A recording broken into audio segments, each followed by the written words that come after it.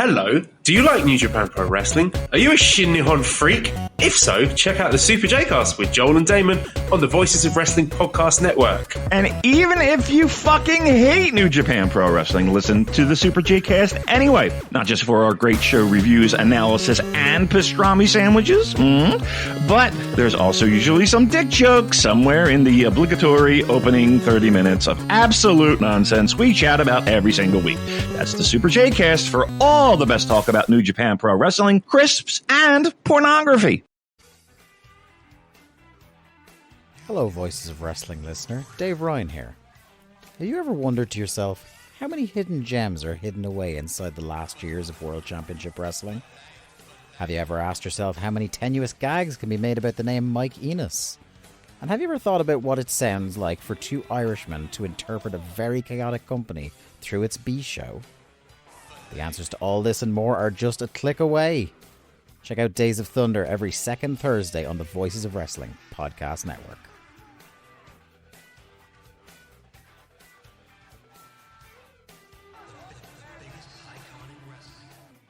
This podcast is a member of the Voices of Wrestling Podcasting Network. Visit voicesofwrestling.com to hear the rest of our great podcasts, as well as show reviews, columns, opinions, and updates across the world of wrestling. What do you guys want to talk about? You are listening to the Flagship Podcast with your hosts, Joe Lanza. Stephanie's smile is like a white woman in a Mexican restaurant. Please, she just told the waitress, gracias. Hun, did you hear me? I got the corn tortillas. And Rich Craich. Jesus Christ, log off and go to work. What are you doing? And we are live on the Flagship Podcast. I am Rich. He is Joe. Joe, what's happening? How are you? How are you? I'm doing great. Grand. Just jolly. Great. Glad to hear. How are you doing, Joe? I forget if you said anything or you just asked me how I was feeling. I'm great. Great. All right. We are going to have a great show tonight on this here Flagship Podcast. A little bit of a different approach to the show this week. So we are going to start off with a quick hitter topic right at the beginning. No time for the playful banter that you all know and love. There'll be plenty for that later in the show. But we are going to just do some quick hitter topic right at the top. We'll talk about WWE Money in the Bank coming up this weekend from the O2 in London. Airs on Peacock at 3 p.m. Eastern, by the way, since it is in London. So adjust your calendars accordingly. And then we are going to do a little bit of a breakaway segment here where we're going to welcome on, I believe, the very first guest in this show's entire history, in the Flagship history. We'll get into more of that when we bring him on. But Justin Bissonnette, Biss, probably as instrumental as anybody in this show existing at any point whatsoever. One of our original 3 listeners. We always say there was like 2, maybe 2. I think it was Larry and it was Biss. I think were the original 2 listeners of this stupid show all those many years ago. Well, Biss, his promotion, Inspire A.D., they have their 10th anniversary show coming up, and we talked to Biss about Inspire and about the Austin, Texas wrestling scene for years and years and years on the show. So it felt like a very good time to bring him back on after many years to talk about where the wrestling world has gone, where the indie wrestling world has gone in the last 10 years. We've seen such a huge change, and he's been right in the thick of it the entire time. So I'm really looking forward to that. We'll bring him on around 8 o'clock for those listening live. In about 15 to 20 minutes, we'll bring him on and do an hour or so about Inspire and big picture kind of indie wrestling in America thoughts. And then we have New Japan Strong has a big Independence Day weekend, a hell of a lineup here. I love this card, or these cards, I should say, for the July 4th and July 5th New Japan Strong shows in Kurikan. We also have Dragongate Kobe World coming up this weekend as well. So we're going to preview that, and also some great discussion. I've played and got my hands on the AEW Fight Forever video game, so we can talk about that and some of my thoughts about that game if we have some time. But yeah, it's going to be a lot of fun. I'm excited to touch base with Biss after all these years. But let's do Money in the Bank, Joe. I know you are champing at the bit to discuss Money in the Bank taking place, as I said, July 1st, Saturday, from the O2 in London. Again, adjust your calendars. It's going to be at 3 p.m. Eastern, 2 p.m. Central, right smack dab in the middle of the day, Saturday, because it's taking place from London. So Joe, you are what are your overall thoughts on Money in the Bank? I know you cannot wait to see who can ascend the Money in the Bank ladder in the Money in the Bank ladder match and get a championship opportunity at the title of their choosing. So, coughing already. So, I have never been less interested in WWE in the history of my wrestling fandom than I am right now. That's kind of my take too. As I did not know this show was even in London until I got ready for the show today. The thing about it is I watch all these shows every week, and that basically constitutes fast forwarding through the vast majority of it. I watch the key stuff. You have to keep your finger on the pulse or you can't do a show like this. So I knew it was in London. I knew the show was coming. I know what's going on. It makes me angry when I have to slap play on the DVR and watch this stuff. I have never been less interested in this company. Now I understand that they're doing well right now with the television ratings. They're still doing well at the gate. And people are really into this bloodline thing. But for me personally, and it's not all bad. There's some good wrestling in this company in a vacuum. But overall, I've never been less interested in, I'm not going to say how many years that I've been watching wrestling. It is so disconnected from what I want out of pro wrestling. And it's hard for me to care about anything that happens in this company. I will watch the pay-per-view. I will watch, like I said, hopefully the matches are good, in a vacuum. But I don't care about any of this. And what a great way to start the show, by the way. Yeah. But welcome to the largest wrestling company in the world. We don't care, but it's hard. I mean, I can't fake the enthusiasm. I can't even pretend. And that's sort of what my notes have here is like, I watch a lot of the stuff. Like I do keep up with some stuff, but like you said, I feel disconnected even though I watch it. Cause it's just, I don't care. I watch it and I'm done. And even if it's a good show, it's not interesting. It's just not like Backlash. I thought Backlash was a fun show. I enjoyed it. We came on here and we talked about it, and then it left my brain, and I have not thought about any aspect of WWE Backlash since that. And that's what's going to be the case of this Money in the Bank. We're going to come here. We're going to talk about these matches. I'm going to say a bunch of names. You're going to say, sure, okay. And I'm going to move on to the next set of names, and then we'll watch the show. We'll come on this show next week and review it, and then it'll leave my brain and I'll never think about any of it ever again. And that's just kind of how it is. And I have trouble retaining it in my brain, even from that,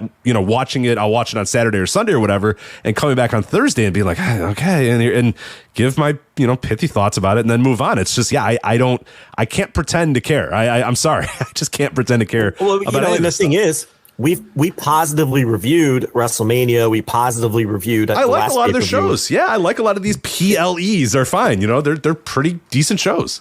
I thought the Saudi show was the best Saudi show they ever did, and there were good matches on that show.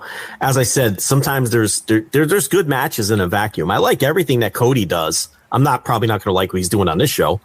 I still love Brock. It's funny because their fans generally don't like Brock. Gunther is incredible. The Bloodline stuff is not for me, but let's not do that again today. I do want to say this though, sort of, it might be more of a bigger picture sort of topic that I want to bounce off you, since we're not really that all enthused by the pay-per-view, and this isn't, we're not exactly going to give a thorough, detailed preview of this thing anyway. No, this is where if we still had the MyBookie sponsorship, we would just go through the odds, and that would be our preview. And I kind of wish we did. I have no desire to dive deep on these storylines or anything. I have no desire to do it. So, I was watching NXT the other day. You know how much I hate NXT. I genuinely think NXT right now is the worst major league nationally televised pro wrestling show that there's ever been. It is irredeemably bad. It's horrendous. I don't even consider it pro wrestling. I don't. I know that's a harsh statement, but what NXT is, I don't think it's pro wrestling. If you watch the NXT show, it's a series of vignettes and skits with a bunch of conventionally attractive people, which is what they seek out because they're making television shows. They're not making pro wrestling. This company is making television shows.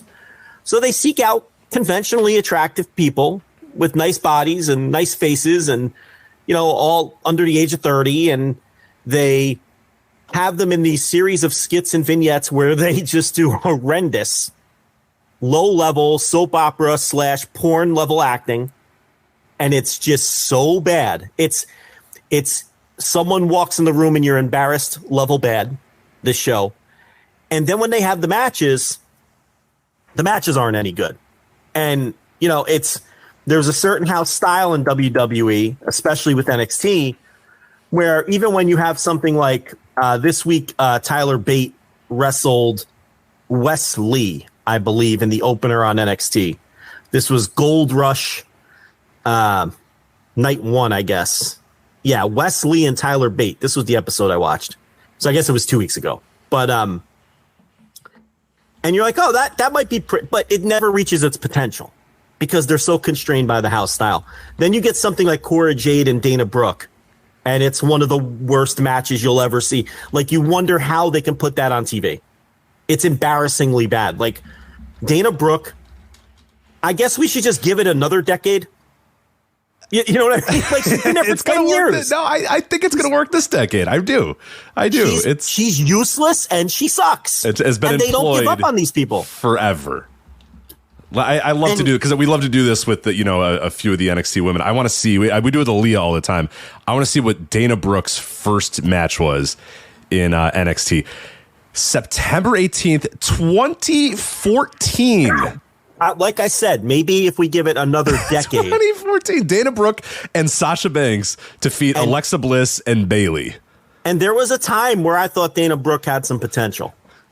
Hey, you wanted to get the championship. So the championship, but Dana Brooke defeats Blue Pants. Look at this match here. And look, Cora Jade is terrible, and I know there's people no one who I respect, but there's people who think she's good. She's not, but it doesn't matter. She's going to go to the main roster someday, and they're going to push her, and she's going to get over because, they've cultivated a fan base that doesn't care about the things that we care about, and that's fine. But it's just not for me anymore. I mean, that match was abysmal. It was, you go to your local indie this weekend, this would have been Cora Jade, Dana Brooke would be one of the worst matches on any local indie. That's how bad it was.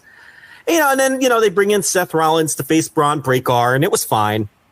Braun still suffers from the things he always suffers from. No crowd connection, no charisma between the bells. But again, it's not going to matter. And what they've done with NXT is their ratings are up, and they're doing better because they're loading up the show with Seth Rollins and then other people from the main roster who have nothing going on, like Baron Corbin or, whoever else up and down the card, because they're gearing up for their next round of television negotiations. So they want to get all their ratings up, and I understand that, and it's a good strategy. And Seth Rollins legitimately drew a monster quarter hour for his match against Braun Breaker. So you can't knock it from a business perspective, but the show was awful. I mean, the vignettes and the skits, and I'm making a larger point here, and that larger point is this is the future of this company. Not necessarily all these bad wrestlers that are on the show. They're the future too. But this is what they want their shows to be. And this is what Raw and SmackDown have increasingly become. And it's something that I am going to have no interest in, because this style of whatever this is, because it's not pro wrestling, holds no appeal to me. It's awful. And this is what WWE wants to be and is going to become. And it just makes you so thankful that something like AEW exists. And I'm sure this piece of audio will make the rounds and people will shit on me, and I don't fucking care. But you're gonna say I'm kissing Tony Khan's ass, or but because AEW at least resembles pro wrestling. AEW is pro wrestling. This isn't. And that was my big thought watching this episode of NXT. It was like, oh, this is what WWE wants to be and is going to be. And my interest has never been lower, and it's only going to get lower as we move forward. And it's really sort of a crisis that I'm having, because I don't know how much more of this I can watch. It's awful. It's irredeemably bad. The commentary, the growling ring announcers, the awful porn level acting. There's no promos on these shows. They do these bad, scripted sort of, what do you call them? Sketches or vignettes? I don't even know what you would call them. Like, no one cuts promos. Nobody anymore. cuts promos. No. This isn't, whatever happened to Ric Flair and Fritz Von Erich cutting promos on each other before Rick faced Kerry, that great World Class episode with that great promo. Whatever happened there's nothing on these shows that they're not teaching people to go out there and do Dusty Rhodes Hard Times. Believe me, they're not going out there teaching people, to be CM Punk. They're not going out there, it's just, they're not teaching people to be Jim Cornette and the Express standing there at the podium cutting a fucking promo on the Fantastics or the Rock and Roll Express. It's over. It's over. That's not what they do. And that's pro wrestling. And that's what I like. I like pro wrestling. I don't like Fallon Henley and Brooks Jensen and Josh Briggs, all of these one-note cartoon characters, because that's what they are. It feels like I'm watching 1994 WWF again. Everyone in NXT is a single-note cartoon character. None of them have any of the characteristics. One definable traits. There's one trait about each person, and that's their only definable that's who trait. They are. Yeah. They don't have the characteristics of real human beings. And then you have to watch them do these awful sketches and skits where they're just this one-note character, this one-note cartoon. And it just holds no appeal whatsoever to me. And if you like it, great. I am thankful that something else is thriving in the marketplace. We know, AEW is going to get another TV deal, and they're doing great. They're about to do an $8 million gate. They just did the third biggest gate in the history of Canada. I'm not worried about them succeeding. Okay? And thankfully they are. Thankfully the Challenger brand, the Pepsi, the Burger King exists. Because imagine if it didn't. This is the future of WWE. This is what they want it to be. And it's unwatchable awful.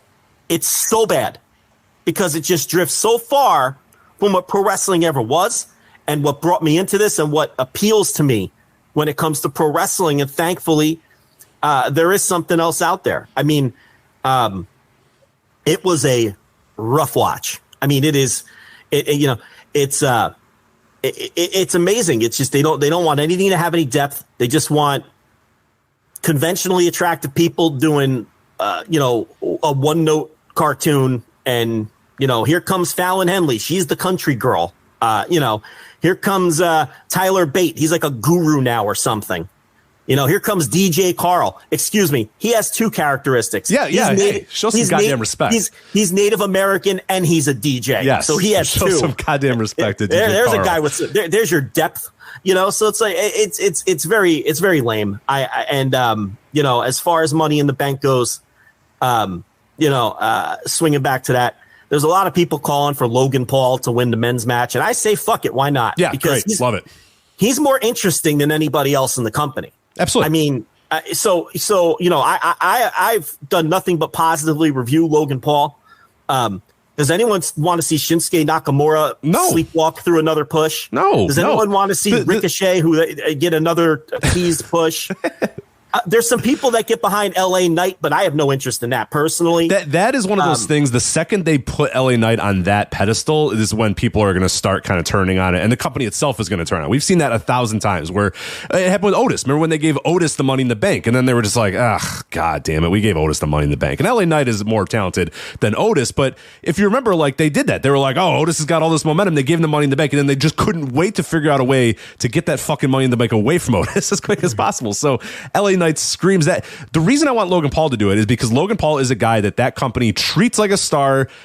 He treats himself like a star. The crowd treats him like a star, and it raises the level of every match that he's in because it's like, oh, this is a star. Here's a guy that really feels like he's different and unique and above, the blob that is this WWE roster. If Santos Escobar, Butch, Damian Priest, Ricochet, Shinsuke, LA Knight, like none of those guys. I mean, none of those guys. LA Knight is a little bit above the blob, but like again, I think they would get so bored of that so quick, and the company itself even would get bored of it.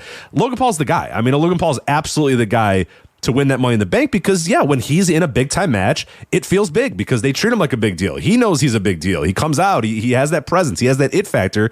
And, they let him do big-time things. They plan his matches out. They give him a treatment that they do not give to their own homegrown WWE stars. They're a superstar creation machine, but they're horrible at doing it. They don't make any superstars.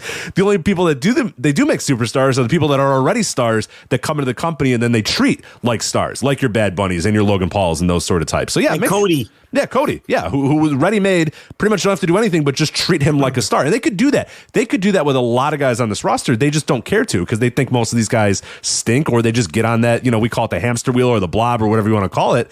But over time, if you're in that company enough, you become part of the blob. And the only people that aren't in that blob are people that are stars elsewhere, or they come in for a short time, because Logan Paul's not in the blob. Bad Bunny's not in the blob. Cody is barely in the blob. I would consider him out of the blob, obviously, because he's Cody. And, Brock Lesnar probably out of the blob because he comes in every so often. And you can look at somebody on this card, Ronda Rousey, who's absolutely in the blob now, who used to be special and unique and interesting and all that sort of stuff. And they used to treat her like she was a big deal. But then they threw into this tag team with Shayna Baszler. She's basically had a really bad run over the last year. And now she is just a roster member that you forget she's even on the roster, and you see and you go, oh yeah, Ronda Rousey. Remember when she was a discernible big time star and a draw for this company? Now she's just a person on the wheel, in the blob, the hamster wheel, whatever you want to call it, just a person on the roster, and she's teaming with Shayna Baszler against Liv Morgan and Raquel Rodriguez. I'm sure you cannot wait to watch that. Yeah, Rousey came back to know the crowd didn't care about her whatsoever, and then you got the women's Money in the Bank ladder match. I couldn't imagine caring who wins that. It's Trish, Becky, Bayley, Io Sky, Zelina Vega, and Zoe Stark. You got Seth Rollins and Finn Balor, which they've done some good angles to build that, including Finn Balor attacking Rollins after Rollins beat Braun Breaker. So that match has a little bit of juice. You've got Reigns and Sikoa versus the Usos, which, again, if that's your thing, great. I get it. Actually, I don't get it. But if that's your thing, that's fine. I have less than zero interest in any of that. I can't take it anymore. Rich, I found a video on YouTube the other day from WWE that said something like, the title was something like, Jimmy Uso has had enough of Roman Reigns abusing Jay, right? And I was like, oh, all right, maybe I could just watch this and skip SmackDown this week, right? So I click the video. Yeah, when was this video from? So check it out. Halfway through, I realize, wait, what is this? I look, it was from 2 years ago.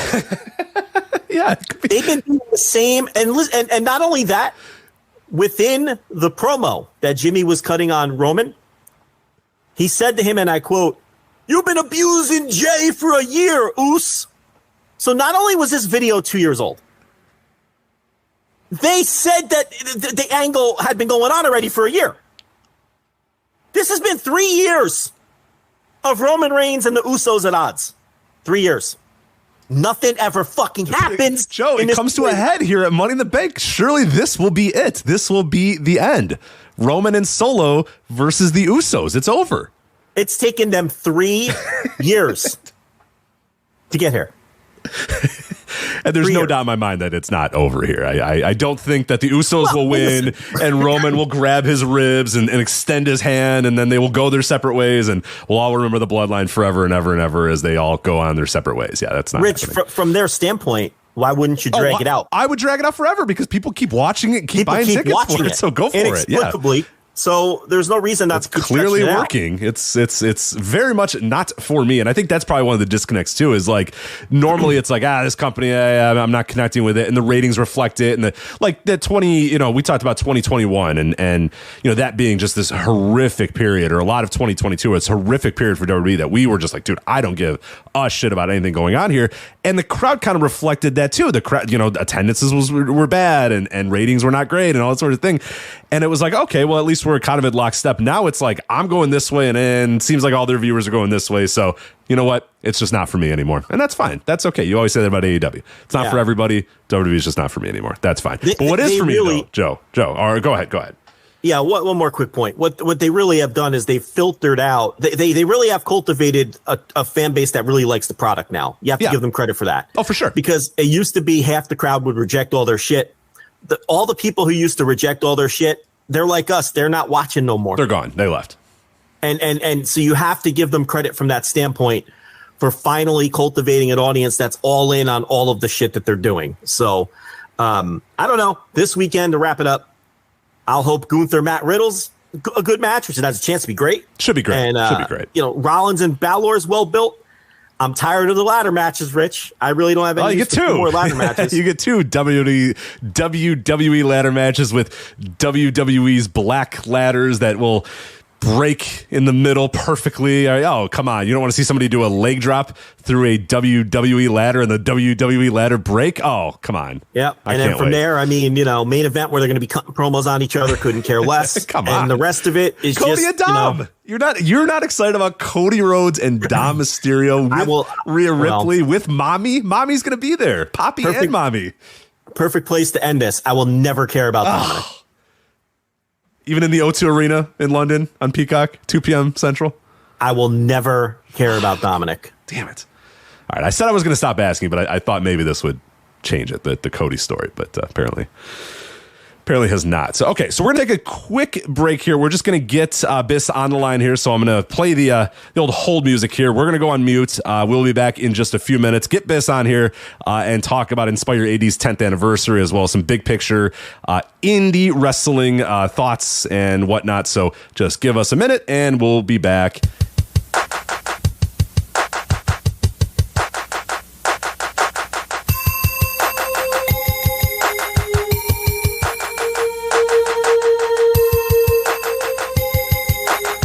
All right, we're back here on the Flagship Podcast.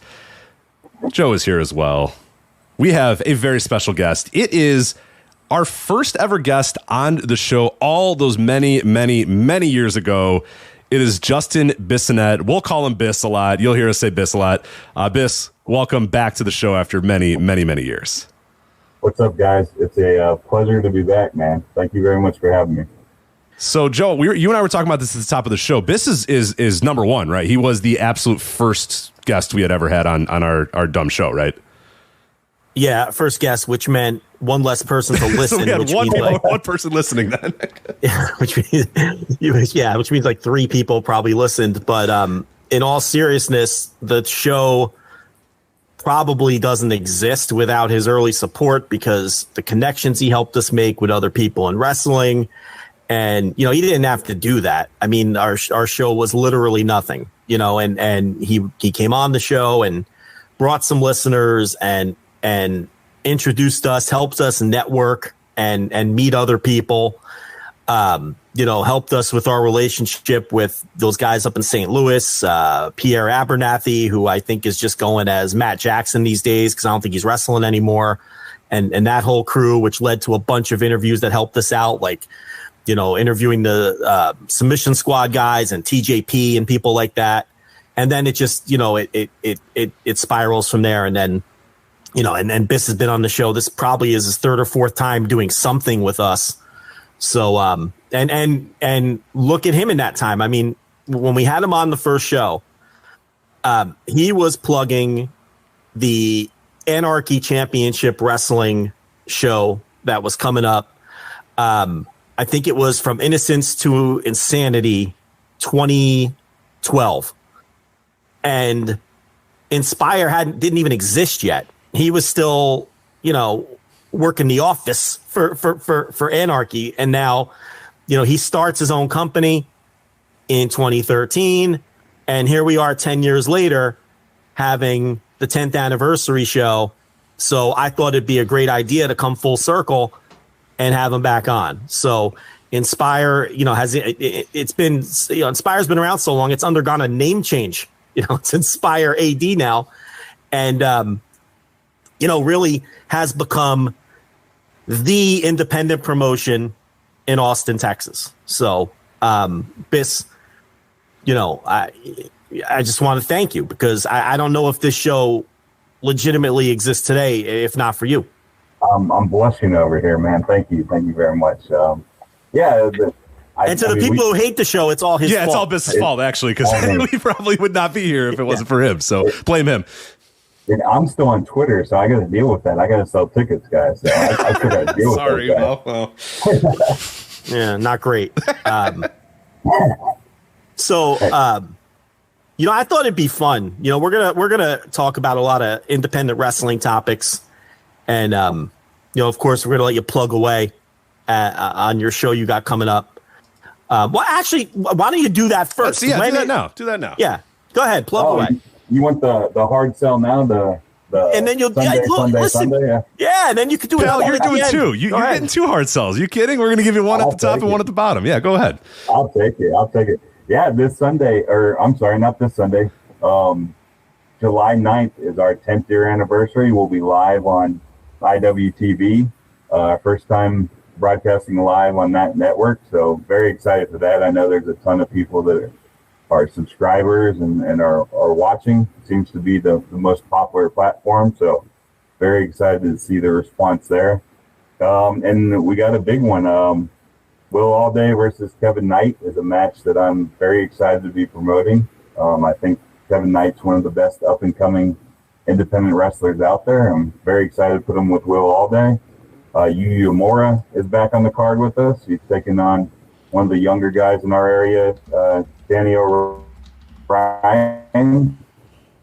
And our main event is about a year in the making as Dmitry Alexandrov takes on Rachel Rose. And we can get more into this as we go into the interview here. But we're doing a title ranking match, which is kind of special to our promotion. When two champions face each other, one doesn't vacate the belt. It just decides what belt is more prestigious.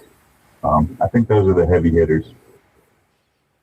Yeah, it's really cool that you guys are going to be streaming live on IWTV as well, because I know that when I followed Inspire A.D, and for those that do not know, if you're subscribed to independentwrestling.tv, Inspire A.D is on there, but there tends to be a little bit of a lag in terms of when a show gets up there. You know, it'll take a week or two, or you know, in some cases a couple of weeks or whatever to get on there. But yeah, this is live, and I know that that's obviously a huge undertaking for an indie like you and all indies, really. But I think it speaks to the point that I wanted to get right off the bat is like just the difference in what we've had over the last 10 years from when, you know, Inspire Pro started or even to the days of Anarchy to where we are now, where it is just super casual for you to say, yeah, we're going to be streaming live on IWTV. Go watch it. Like that, the idea of that occurring and when we first did the show in 2012 is just absolutely foreign, because that just, it was in its infancy. Streaming was in its infancy. The people that did do it were mostly doing it poorly. You know, Ring of Honor themselves, even the top indie in America,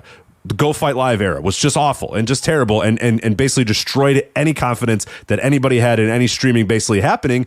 And it took pretty much till the WWE Network comes along and actually does it right. And if you remember, people were like, I don't know, are they gonna be able to do this?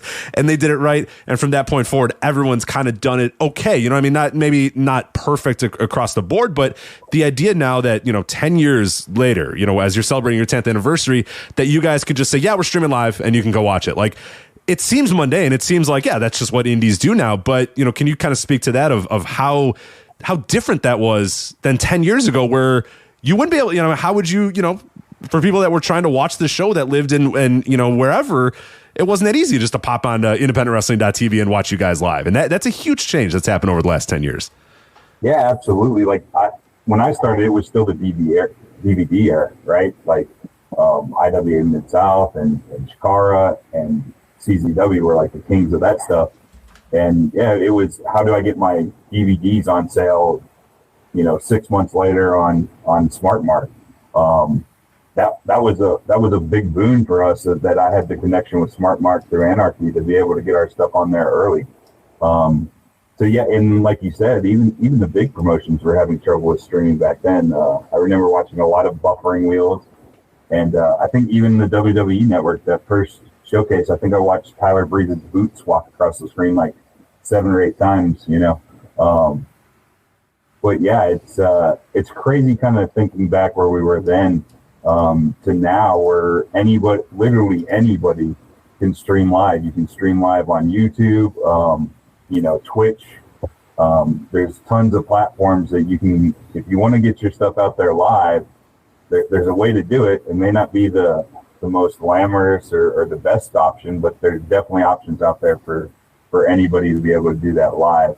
The thing I really like about IWTV is that you have kind of all these, you have one place to go for what should be, you know, and there should be some quality control there as far as some of the best independents on there and broadcast.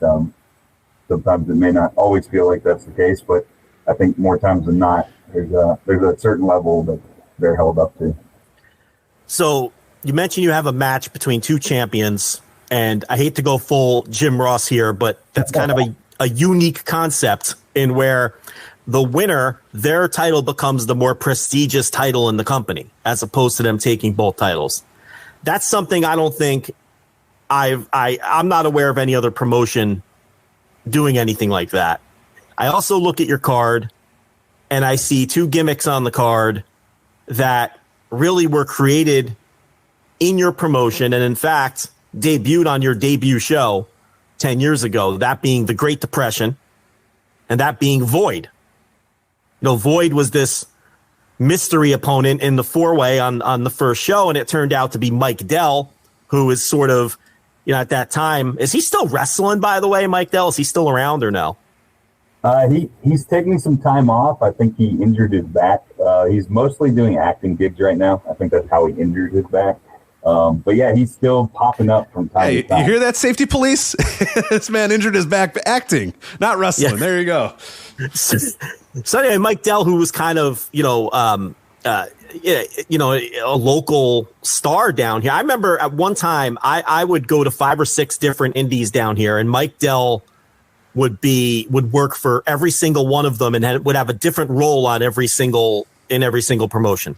He'd be a junior champion in one place. He'd be a heel in another place. For you, he was like, the way you booked him early was like he was the babyface legend of Austin. You know, like that was his role there.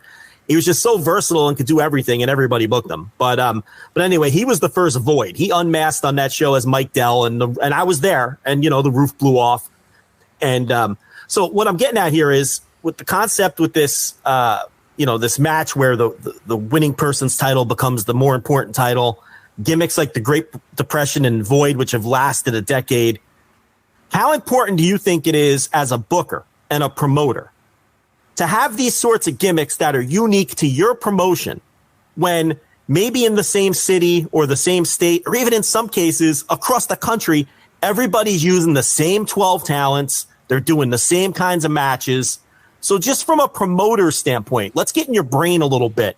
Do you think about those things? Do you think about the Great Depression and Void? Those are Inspire things that our fans can only see if they come to an Inspire show. These sort of unique concepts with these title belts, same deal. Is that something that you think about and you actively try to push forward? Yeah, 110%. I think you nailed it on the head right there. It's almost like you're playing Iron Chef. You get the same ingredients, but you got to put it together in a way that's different from everybody else. Everyone talks about, hey, everyone should work together. Everyone should be able to work everywhere. Stuff like that lets us kind of stand out and have our own unique thing that you can only see at Inspire. You can only see when you come to us. I kind of laugh on that. Hey, everyone should be working together. All the indies should be working together. It's the same freaking guys on all shows. Like, what is the point to work together? There's nothing I can send to another show that they can't get on their own by just messaging the guy and bringing them in. Now that doesn't mean like go tear down their flyers or actively try to run against somebody, but it's not as easy to be all kumbaya as people kind of make it out to be. And even if it is easy, to your point, like, yeah, it might be, for some companies, it might be, yeah, we have a great relationship and we're able to kind of share talent or whatever. But then you end up kind of seeing the same people and the same matches and the same things and over and over and over. And that, I think, has been, to me, one of the bigger issues with indie wrestling and especially like, certain regions of indie wrestling, but particularly like your national indies all kind of feel very samey, and you can whatever you want to include in there. If you want to put Prestige in there, you want to put GCW in there, you want to put West Coast Pro in there, you want to put in Deadlock Pro. Like, I think they all do some things a little bit differently, but it is something where, like, as you watch a lot of those shows and you watch as many of those indies as you can, I think all of them do, they do a lot of things very, very good. Wrestling Revolver you can include in this as well. They all do some things, unique and some things different. But at the end of the day, a lot of times you're just watching a lot of the same people wrestle a lot of the same people. You know what I mean? And it's just something I've decided in 2023 to start doing a lot more of. is embracing and watching regional indies a lot more, because we you know, Joe and I will harp a lot on, you know, the national indies and, oh, we don't like this, we don't like that, and these guys are all. But what I have found over this year is, as I've watched more, you know, regional indies, I go to IWTV and I just say, hey, all right, here's, you know, Naptown Pro Wrestling, they out of Indianapolis. I think they do a great job. Action, we talk about Action all the time, and you know, I think they do a great job. SUP, you know, Southern Underground Pro, I think does a really good job of this as well. And Inspire does a really good job of it as well. Is when I watch an Inspire show, I'm seeing new people all the time. Every time I watch an Inspire show, it's like, okay, I don't know who this person is. I'm kind of interested. Let's see. Whereas if I watch a Prestige show or whatever, and I'm just throwing them out as an example or whatever, I kind of know everybody that comes through the curtain. I know what the vibe is. I know what they are, and I know what they're going to do. And that's, you know, I just don't find that as exciting anymore about, you know, indie wrestling. One of the things that attracted me to indie wrestling was that you saw different gimmicks and different things and different people and unique atmospheres or whatever. And that's something that I think you guys have done well. New Texas Pro, somebody in our chat room brought up that's a great company as well, of one that I have really enjoyed watching over the last couple of months, when I've just said, you know what, instead of bitching about national indies, there's all these regional indies to go watch. So let me go watch a little bit of that. And you know, hearing that is something that you think about is definitely, it's good to know, because I think that does set you guys apart. And maybe it doesn't get as many retweets, and maybe it's not as glamorous or whatever, but man, you watch those shows. I watch your Inspire shows from the Empire, and that crowd's buzzing. That crowd's going nuts. I watch a New Texas Pro in whatever random warehouse or whatever that building is that they're in, and people are going nuts. I watch Action Wrestling. Those guys are going, you know, like, I like that a lot more. Give me that in modern indie wrestling more so than just you know, a quote unquote super indie booking the same 20 people over and over and over again. It's just I have no time for that, no need for that. But you know, I guess I'm sure there's challenges to that too, and I guess you can speak to that of it's not as easy to maybe get attention onto your shows because you're not booking name talent, and instead you're trying to build, you know, a Will All Day. You know, you guys are trying to build that. The Great Scott, a guy I really like that you guys book a lot, where yeah, those aren't household names, but you guys are trying to make them into the stars of the promotion and big time guys in the promotion. You know, do you run up against that challenge of not just feeling like, you know what, let's just book a bunch of popular guys and get a bunch of retweets and likes and ticket sales maybe and go from there? Yeah, and I think a common through line with a lot of the promotions that you mentioned, they focus on that local crowd. They focus on the people that are coming in and buying tickets, because for guys like us, tickets are what pays the bills. You know, the local tickets, the gate is what's going to pay for the show. So you look after your local audience first, and then you kind of supplement it with guys like a Kevin Knight that can come in and really be a good matchup. Maybe not on a national scale. Like when I put that match out in the Discord, right? Somebody from Illinois or somebody from the West Coast or the East Coast, that may not pique their interest, but for my crowd, they're going to go, holy shit, Will All Day. And if they know Kevin Knight through Strong, which I'm banking on, or New Japan, which I'm banking on, they're going to get excited for that match, and they're more likely to buy a ticket and to then tell their buddies, hey, I know that you haven't been to a show yet, but this match is going to happen. You're really going to enjoy it. Trust me, come out and check it out. Whereas, you know, and I like what Revolver does. I like what some of the other companies you mentioned. But like 2016, we had this huge glut of the super indies, right? And I really feel like as independent wrestling, and we never really jumped into this, we dabbled a little bit just because the names were around, but we burnt through so many like quote unquote dream matches or first time matchups. And sometimes it was like the third match on a show, right? I mean, we had Wrestle Circus right here in Austin, and I want to say the show I went to, like Adam Page versus Willie Mack was like the third match, you know? And a lot of these guys aren't around. A lot of those guys aren't running. And I don't mean this in a bad way, but like Warrior Wrestling up there in Chicago just announced the card, and there's crazy names on it, and there's like zero buzz for it. They've kind of burnt out their ability to create buzz just by putting out a crazy card with 17 fly-ins. Whereas if you invest in your local guys and you invest in a story month over month or show over show, whatever you're running, and that local crowd is invested, the international crowd may not be interested in what T. Ray Watford's doing. But as long as the people in Austin, Texas are like, okay, I've got to see what's going to happen with T. Ray Watford and Brick Savage and Mysterious Q next show, then that's where we hook and bring our guys in every show and every month. Well, one thing that I have always praised you for privately is, especially in the early days, you would generally do one big fly-in, okay? You'd bring them in, and they'd put one of your guys over. You know, the very first show, you bring in Chuck Taylor, loses in the main event. A couple months later, you bring in Chris Hero, and he puts over Ray Rowe, who at the time was a Texas guy. He had moved from Ohio, and he was based in Texas, and he was working all these shows in Texas, and you were really getting behind Ray Rowe. And Chris Hero comes in and puts him over. You know, I could go right down the line. And I always thought that was a very smart strategy, because a lot of promoters fall into this trap, and it sounds like I'm kissing your ass, but I'll bury you for something later to even it out. But you know, a lot of promoters will bring in the big name and get so enamored that they, oh my God, I've got this big name. And then they put him over one of their guys. And that doesn't make any sense, because you're not going to book that guy every month. Right. So is that still sort of a strategy you like to employ from time to time? Bring in the national name, maybe to get some extra eyes on, or to convince someone locally to buy a ticket because they recognize somebody, but then use them and utilize them in a way where you're helping to get somebody else over. Yeah, that comes from, I was very blessed with a lot of the people that were around Anarchy when I was there. And I learned a lot there. I don't want to, I'm not trying to drop names, but I'm going to drop some names. Like, that comes from being in a car with Jerry Lynn, driving and hearing him say like, hey, I understand that I should be putting these guys over.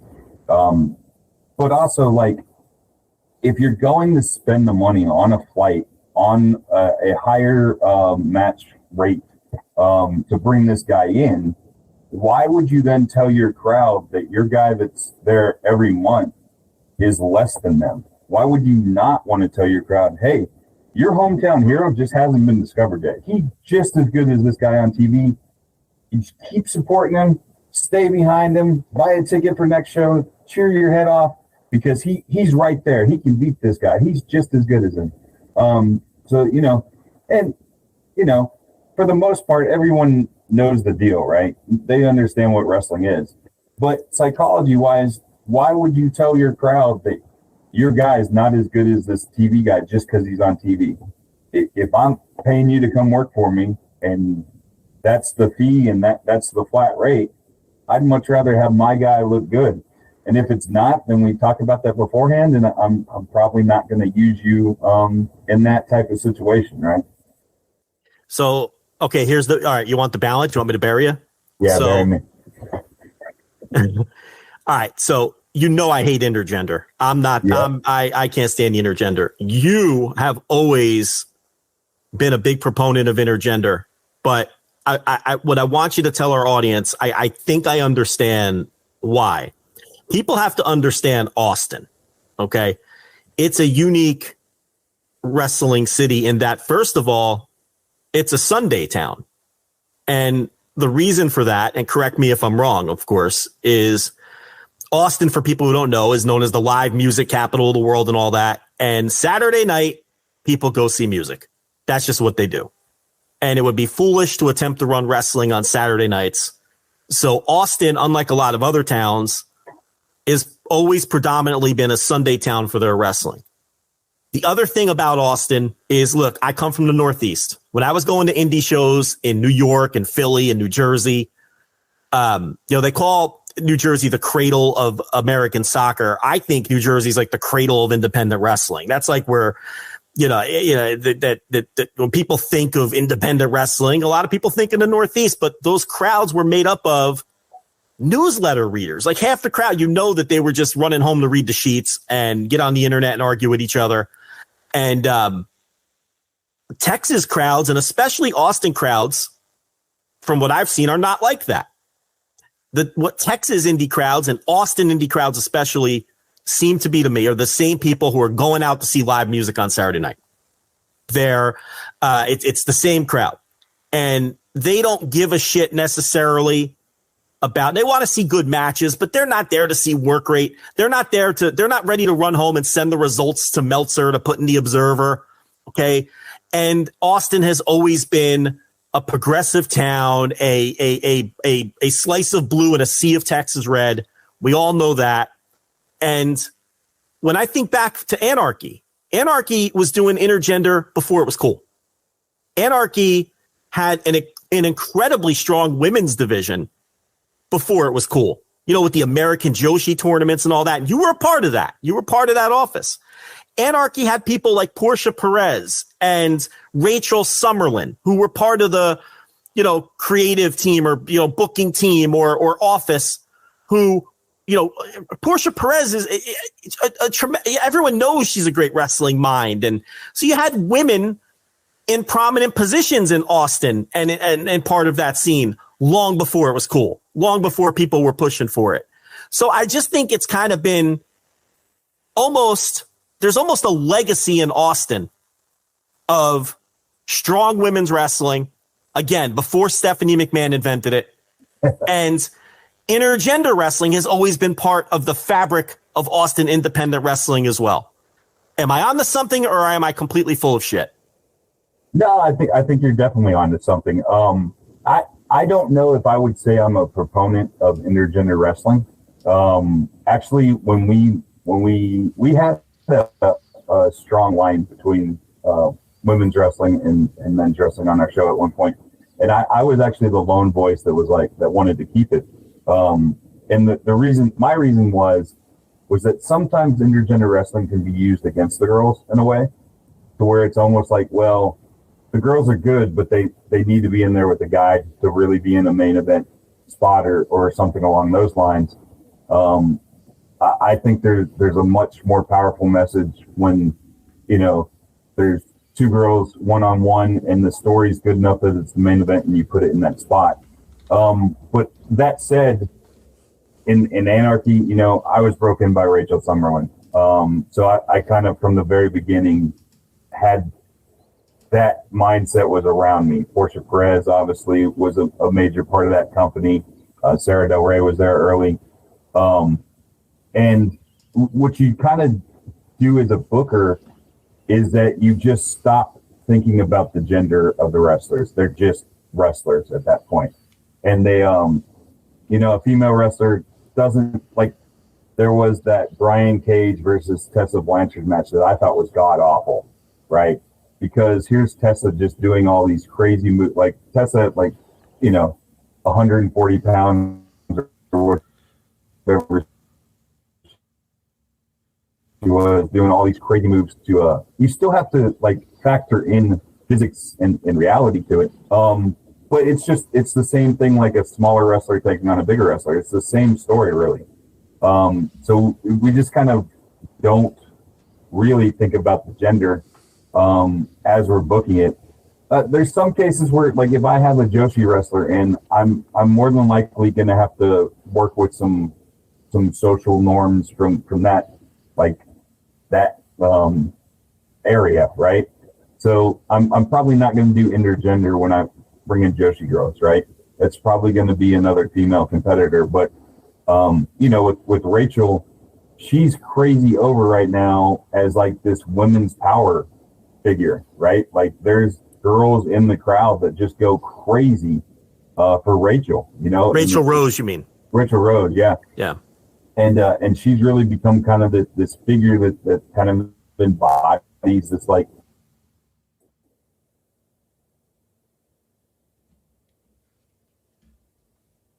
Biss, are you still there? I think we may have lost.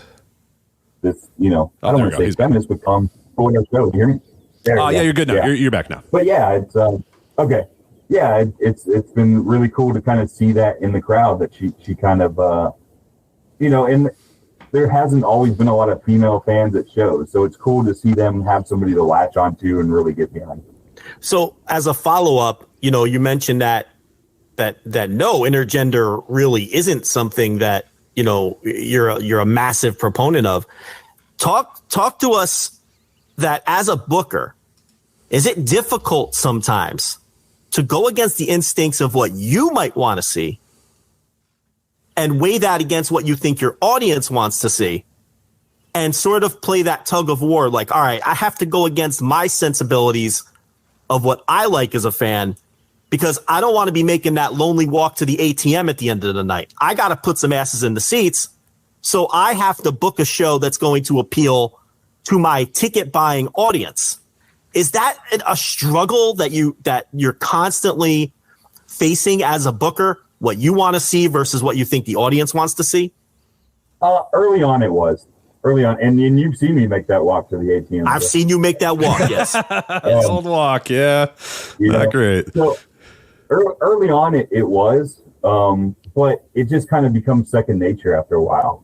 It's kind of funny, but, Joe Dirt, right? Like, it's not what you like, it's what your customers will buy, right? So when the meme wrestling went crazy, like you guys know me, like way back in the day, y'all were sending me shit from Noah that I was watching too. Like, that's not necessarily my idea of professional wrestling, but if that's what's going to bring people in and put a spotlight on what I do think is my idea of professional wrestling, then yeah, I'm going to book those guys. I'm going to bring them in and I'm going to try to use them to the best of my ability to get some visibility on some guys that wrestle more the style that I think wrestling is.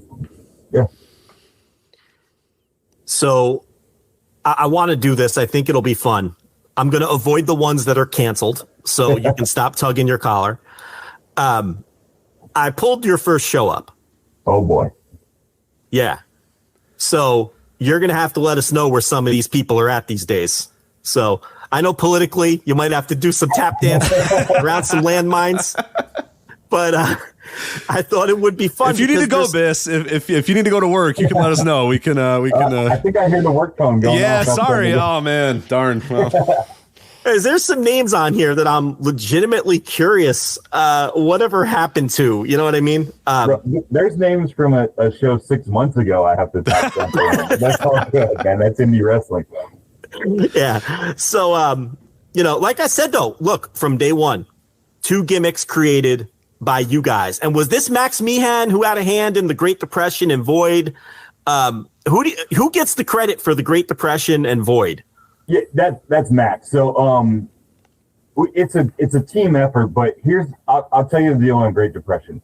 So and I'm going to mention somebody that's I think canceled, and that's fine. He was part of the story. That we had a wrestler, and Masada was somebody that at the time I talked to quite a bit. It was like, motherfucker, you need to put a mask on this goofy son of a bitch. He's a giant, but he just can't fucking stop smiling. So that's my best Masada fucking. It was good. Not bad. Not bad at all. So I sounds like you've done it before, like, maybe once or twice. I need a mask gimmick to put on this guy. And I think Great Depression was like Max's like pet, like that was his gimmick that he really wanted to do. So it was like the perfect like, and this was the beginning. Like this guy like writes scripts for commercials and has like screenplays out. I don't necessarily trust him 100% yet.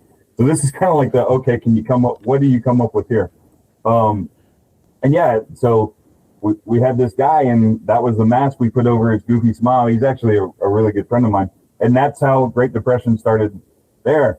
Void, so that was kind of a play on words because maybe a year and a half before we came back, Mike Dell had beaten the shit out of a bouncer at Mohawk and was banned from Mohawk.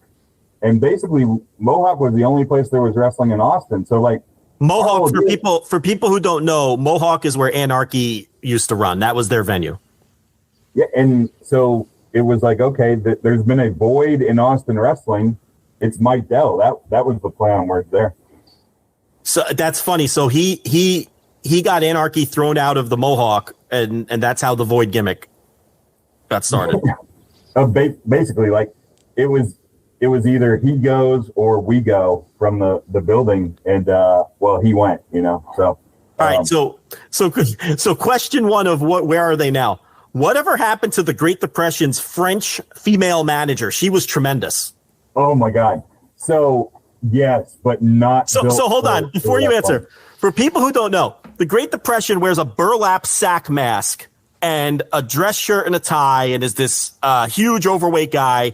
And the idea is he's from literally the Great Depression, the Dust Bowl of he's from Kansas in 1920 is the gimmick. And he had this manager who was this French lady who would come out. She was like his handler, because he's like a little slow too. That's it. So she would come out and she would just scream at the crowd in French. She'd turn around and give a shit, but in French. Nobody knew what she was saying.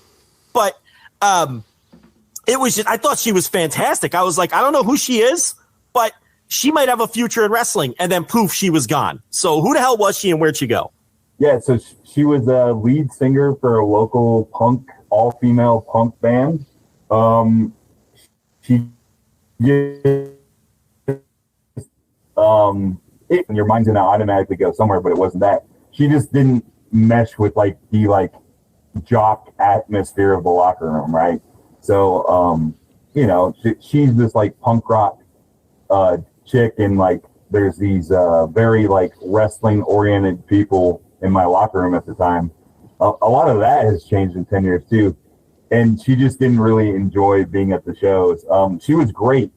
If in a different time, I would have tried to talk her into sticking around and tried to making it work. But it seemed like she didn't really enjoy being there and didn't enjoy some of the people that were around. Good for her, I say. Being with wrestlers is tough unless you're a wrestler or you're in this shit. I totally get it. Yeah, 10 years into this, probably she made the better move than anybody else on the podcast. So you had a Davey Richards student, Darren Dean, on the show. I believe he passed away, if I'm not mistaken. He did. Yeah, I'm tap dancing around this one. He actually held me up for more money that night. So I never used them again after that. Yeah, I think he learned well. He learned a lot from Davey. Yes. Was Tony Casino waiting outside behind the wheel? What was going on? He must have been. Yeah, I love the trainee. He drove down with Vega and some other people. I just walked up to Vega and I was like, "Hey man, I'm pretty sure homeboy just tried to hold me up for more money." He's like, "Cool, we'll just never bring him again." I'm like, all right, we're good. So that's why he was never seen again. Wasn't he like a green as grass rookie too? And told me up for money. He was like the fourth guy in the carload. Where it was like, all right, we've got to have 4 people to make this fucking drive. I'm like, all right, who do you got? And he's like, well, Davey's got this guy. I'm like, all right, we'll find something for him. Yeah, that motherfucker. Yes. God rest his soul. Yeah, rest in peace, Darren Dean. Here's a name from the first show. Ricky Starks. Huh. Yeah. Whatever happened to that guy? I never really saw much in the guy. I haven't seen him around much. Pandemic, I think he just quit, Yeah. The first, the whole company was basically Ricky Starks is the antagonist of the first 7 years. I saw Ricky in his third match ever in a garage with Jojo Bravo, and you could tell from then there was just something different about him. So yeah, basically he was one of the guys from Anarchy that that office at the time was it was like they were doing him a favor by giving him matches. He was tagging with Kyle Hoff, who I think is canceled as well, or should be if he's not. And it was like, holy shit, there's got to be more that we can do with this fucking guy. So then, of course, we bring him in to start pushing him, and then all of a sudden he gets belted up at the other company. But yeah, from day one, he was kind of the centerpiece of what we were trying to do. Yeah, you put him in that match with Bolt Brady, who was kind of an up-and-comer in the area at that time. And, it was clear to me from the very first show. I was like, okay, they're going to build around Starks. You first of all, you gave him a mic and just let him go, which someone should explain that to Tony Khan. But you gave him a mic and just let him go, and it was rough because he was a rookie, but the potential was obvious. You know what I mean? It was like, okay, when this guy smooths out the rough edges, he's going to be an excellent promo. And he's actually turned out to be one of the better promos in wrestling. And you had the gimmick where, for people who don't know, if you know Ricky Starks now, that's what he was then. His gimmick was he was cool. Like that was, he was just the coolest guy in the room. So what you did is you gave him like a table in the corner of the room. And what was it? The VIP table or something like that? Where yeah, go ahead. He had the VIP section. I had him too. He when I came out and thanked the crowd for coming out to the first show, he came out and interrupted me. So putting myself over on the first show, if I'm going to waste the money, I'm going to get over. But yeah, of course, that's something I've always tried to play with too. Like when your local audience is always super happy for the guy that's going to blow all their life savings to put on the show. So you're always a super baby face no matter what happens. So it's always nice to have heel as fuck with you, Well, at that time, too, quite honestly, you're one of the more recognizable people on the show coming right out of the gate like that. So it kind of makes sense to have this new guy that you want to push to the moon kind of play off you to kind of get over at your expense. So I can totally see where you're coming from. Real quick, Joe, before you go to the next name, I did want to kind of interject there because you talk about a Ricky Starks, how you guys kind of took him, you saw him in a garage and, in his third match or whatever, and took that chance on him. Just kind of a quick aside. How fun is that to and I'm sure as you as an indie booker, because we were talking about like the super indies, and some people are just content booking, talent that everybody knows and selling a bunch of tickets and doing that. But how fun is it as a booker to see somebody like a Ricky Starks that you saw something in when maybe nobody else did, or you just got in on the ground floor and built that guy up to the point where when he was ready to go, he was, a made for TV star. And we see now, a big part of AEW, very much ready for the big spotlight. And you've done that with several guys. We'll talk about Sammy Guevara, I'm sure at some point as well, where another guy that, again, just kind of, somebody was going to maybe see something in him, but maybe somebody wasn't going to see something in him. Maybe it wasn't just going to happen. The same thing could be said for Ricky Starks. Like, how does that make you feel as a booker to build somebody up from that ground floor and get them to that level where now they are, national TV stars? Yeah, talk people through that. And I think Rich brought up a good one, and tell people, because you brought Sammy Guevara to Austin. So maybe tell the audience where you found Sammy Guevara. Yeah, so, I mean, for me, that's the whole appeal of this whole thing. I'm big into sports. We all met on a Madden website. Like I'm a franchise mode guy, right? And you're not the one out there wrestling. You're not the one in the gym. Like these guys have to do their end of it, right? So I don't feel like I ever made anybody, but finding the right people to give those opportunities to, I feel like I have like a special knack for.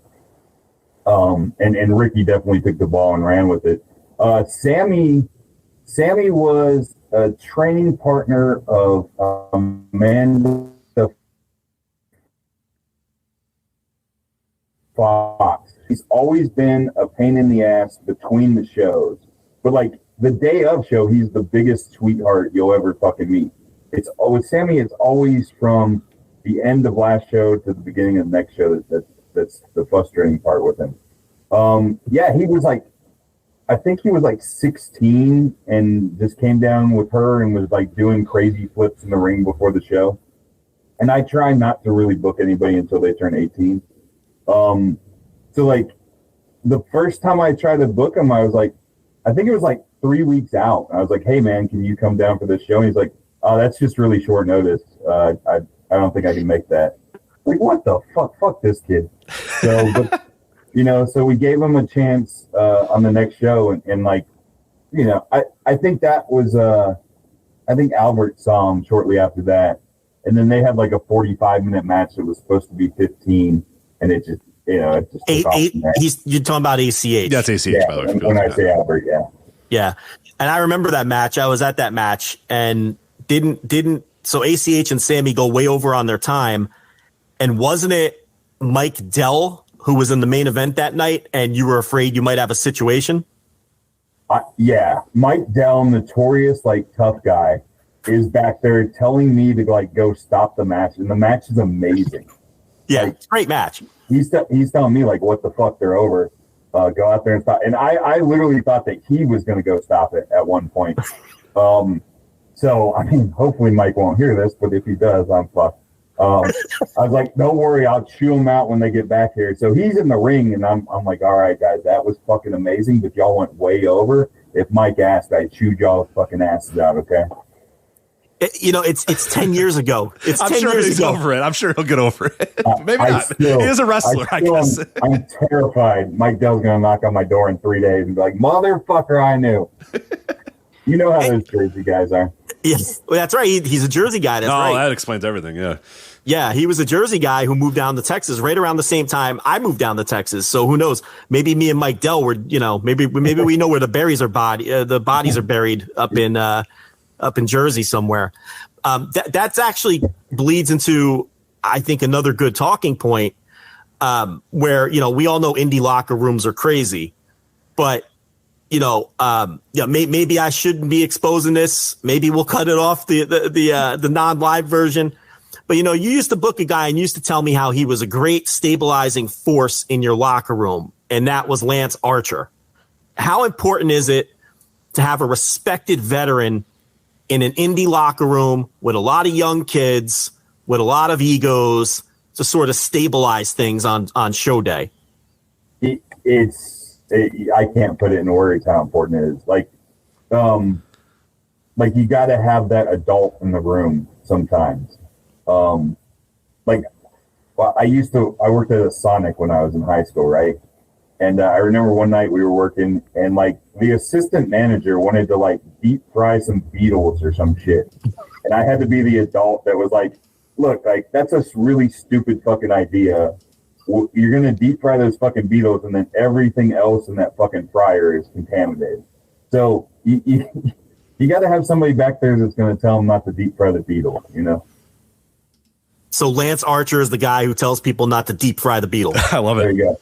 There's the thumbnail right there. That's the clickbait. I love it. Joe, did you want to go through a few more of the names on the one more? I don't want to do Inspire Where Are They Now all night, but I got one more because I thought this guy was pretty awesome, and maybe he's just one of 1,000 names who just disappears. You never hear about him again. And the potential just, like a wisp in the wind. Eric Shadows. You brought in these guys from, I think it was NWA Revolution or whatever. Well, I'll let you talk through it. This guy, and you put him over on the first show. And on another show a couple months later, a guy by the name of Tony Strong from the same area came in. And I thought for sure these guys were the next big things. What happened to these dudes? So Eric Shadows, like, that match was Cherry Ramones was in that match too, and it was supposed to be a 3-way, and they were like, hey, this guy drove with us, can he be in the match? It's like, yeah, I guess. And Cherry ended up being the one that worked the most shows for us. Eric Shadows and his tag team partner, oh God, I can't remember his name. Joe Dan. No, not Joe Dan. Downfall. Later on we tagged Downfall. Yeah. We tagged them up. And both of them got jobs with UPS and couldn't make Sunday shows anymore. It broke my heart because I love both those kids. Super athletic, flippy-doo type guys. And I really had a lot of high hopes for the tag team. But yeah, they both got hired at UPS and couldn't work Sundays for like 2 years. And then like by the time he hit me up and was like, hey, I got a new job. But we really didn't have a spot for him, and he could kind of pass the point where he had been active enough to really be on that level. Tony Strong worked one show for us, and then no showed like 3 in a row, and that's that'll do it. After that, that'll do it. Well, that'll make it tough. So as we're kind of winding down here a little bit. Big picture, and I'm asking you as somebody who's obviously been in the mix and been booking indie shows over the last 10 years, what's the biggest difference of booking a wrestling show that you did in 2013 to booking a show that you're going to do here, like beyond Ecstasy of Gold here next week on July 9th? Like what has changed, and for the better, for the worse? I mean, I really open-ended. Like, what is the biggest change that now you go through that maybe you didn't have to go through in 2013, or just something that's changed, something that's different about booking a wrestling show? I think we're a lot more careful about heat now and how we go about it. And I think that's a bad thing. The merch table culture type stuff, where people take that stuff personally now instead of part of the show. And then some of that's our fault because of how closely we toe that line, right? But I think the old school type of heat, and I'm not talking about like out of taste stuff. I'm talking about just pro wrestling heat type stuff. People take in a much different way than they did even 10 years ago. And you just have to be really careful about that, and it takes some of the tools off. But if you're creative, you can get around it. And just trying to get that emotional connection. I think, we kind of joked about some of these guys being canceled or whatever, but I think that kind of purging of a lot of those type of people from the locker rooms, and some of them even surprised us, right? I think has led to a lot more like happy and productive locker rooms.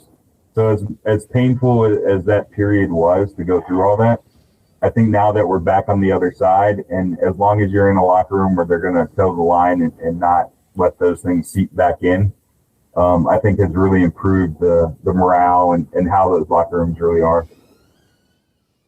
Do you think fans just don't want to be worked anymore? Do you think it's just a matter of fans almost feeling like, okay, we're part of the show. We don't want to be worked in those sorts of ways. We don't really want to hate these heels because, we want to chat them up after the show or whatever the case may be. Do you think that's it? What caused the change? Yeah, I think it really is. It's that, I'm going to go see all my buddies wrestle, is sort of the attitude for a lot of people, not everybody. There's some people that still just come out to have a good time, right? But I think they feel like their friends are pulling one over on them, right? The M word became a dirty word, which it always was. Let's not kid ourselves, but fans almost became subconscious of it, and the idea that if you get worked that you're somehow lesser is kind of bullshit, and I think that's really where a lot of it came from. You said M word, yes, as for in the Mark. record. Yes, Mark. Mark. Yes, I wanted to make sure that Biss, you did not join the list of canceled wrestlers today. I'm from Central Texas, man. I can't talk all the time. So. Mark. Yes. Nobody wants to be a Mark. Is what you're saying. Right. Yes. You guys have been through this a few times, huh?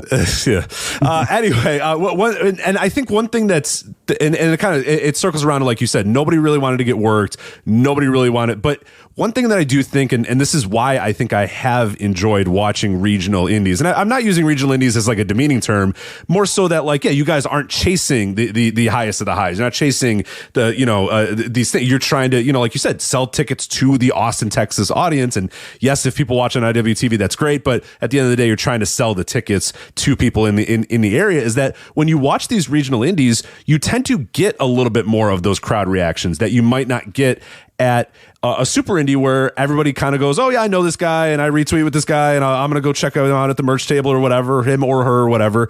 Whereas, Inspire, I think, does a fantastic job with, as I said, like the Great Scott. I mentioned him a little bit before. Got great heat. I was watching the Will All Day Great Scott match from, I think that was your show 2 shows ago, right? Remind me the name of that show. I forget what it was called. It is on You're All Gonna Die Up There, right? The name of the show. And, he comes out and cuts like a 10-minute promo on the crowd. The crowd's getting pissed at this guy. They're getting upset at this guy. And it's like you said, it's kind of wink, wink, nudge, nudge heat, but it's good heat. I think it's still pretty good heat, especially in 2023. And that's harder to do at a super indie when people don't really want that. I mean, Matt Cardona was able to kind of pull that off, and he's about the only guy that I can remember in the last couple of years. Ricky Shane Page, I guess, in GCW is another one. But the fact that I can name like 2, and that that's probably where my list ends. Speaks to a little bit of like you said, it doesn't feel like that the heel face, the good bad, the that doesn't seem like it's as prevalent. But when you watch regional indies and when you watch indies that are still trying to appeal, to the local crowds, that does feel a little bit like that still, because these are people that they see all the time, or they have their local heroes, and this is a guy that you can see at the grocery store because he lives nearby or whatever, and that still does have an appeal. I still think wrestling fans do want that. I just don't know if all the wrestling fans know that I don't know if they know that they want that, but they do, and it makes for a much, much more fun experience. Yeah, it definitely helps with how invested you are in that match and that show and that product and that story, whatever it is, to have that emotional reaction to that person, even if it's just for those 3 to 4 hours that the show's going on, right? All right, so let's wrap up with this. I look at your lineup, and there's definitely some names here that our audience would be very familiar with. Kevin Knight, who you brought up a bunch of times, New Japan. Yuya Uemura is another one. Gary J. Mysterious Q is someone else who I think over the last couple of years has come up on the Texas Indies, who's kind of broke out nationally to some extent. Rachel Rose, who we brought up, who has gotten over tremendously in your promotion. Give our listeners one more. Give them somebody who, unless they live in Austin, they probably haven't heard of yet, who you think they should keep an eye on, not just on this show specifically, but moving forward. Give us a deep cut off of this card you got coming up on the 9th. Yeah, I'm gonna give you two. I'm gonna give you a tag team. Stephen Wolf and Exodus Prime, Superiority Complex have been phenomenal for us.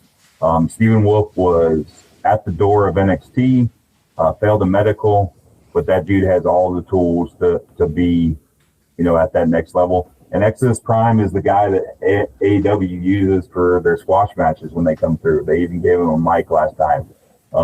You're going to love this, Joe. They were a tag team that weren't getting along. Great. Well, everything's stolen, right? So yeah, the cool thing here is, I was like, okay, they're going to be Sabu and RVD. And that, that's how bookers think sometimes, I guess.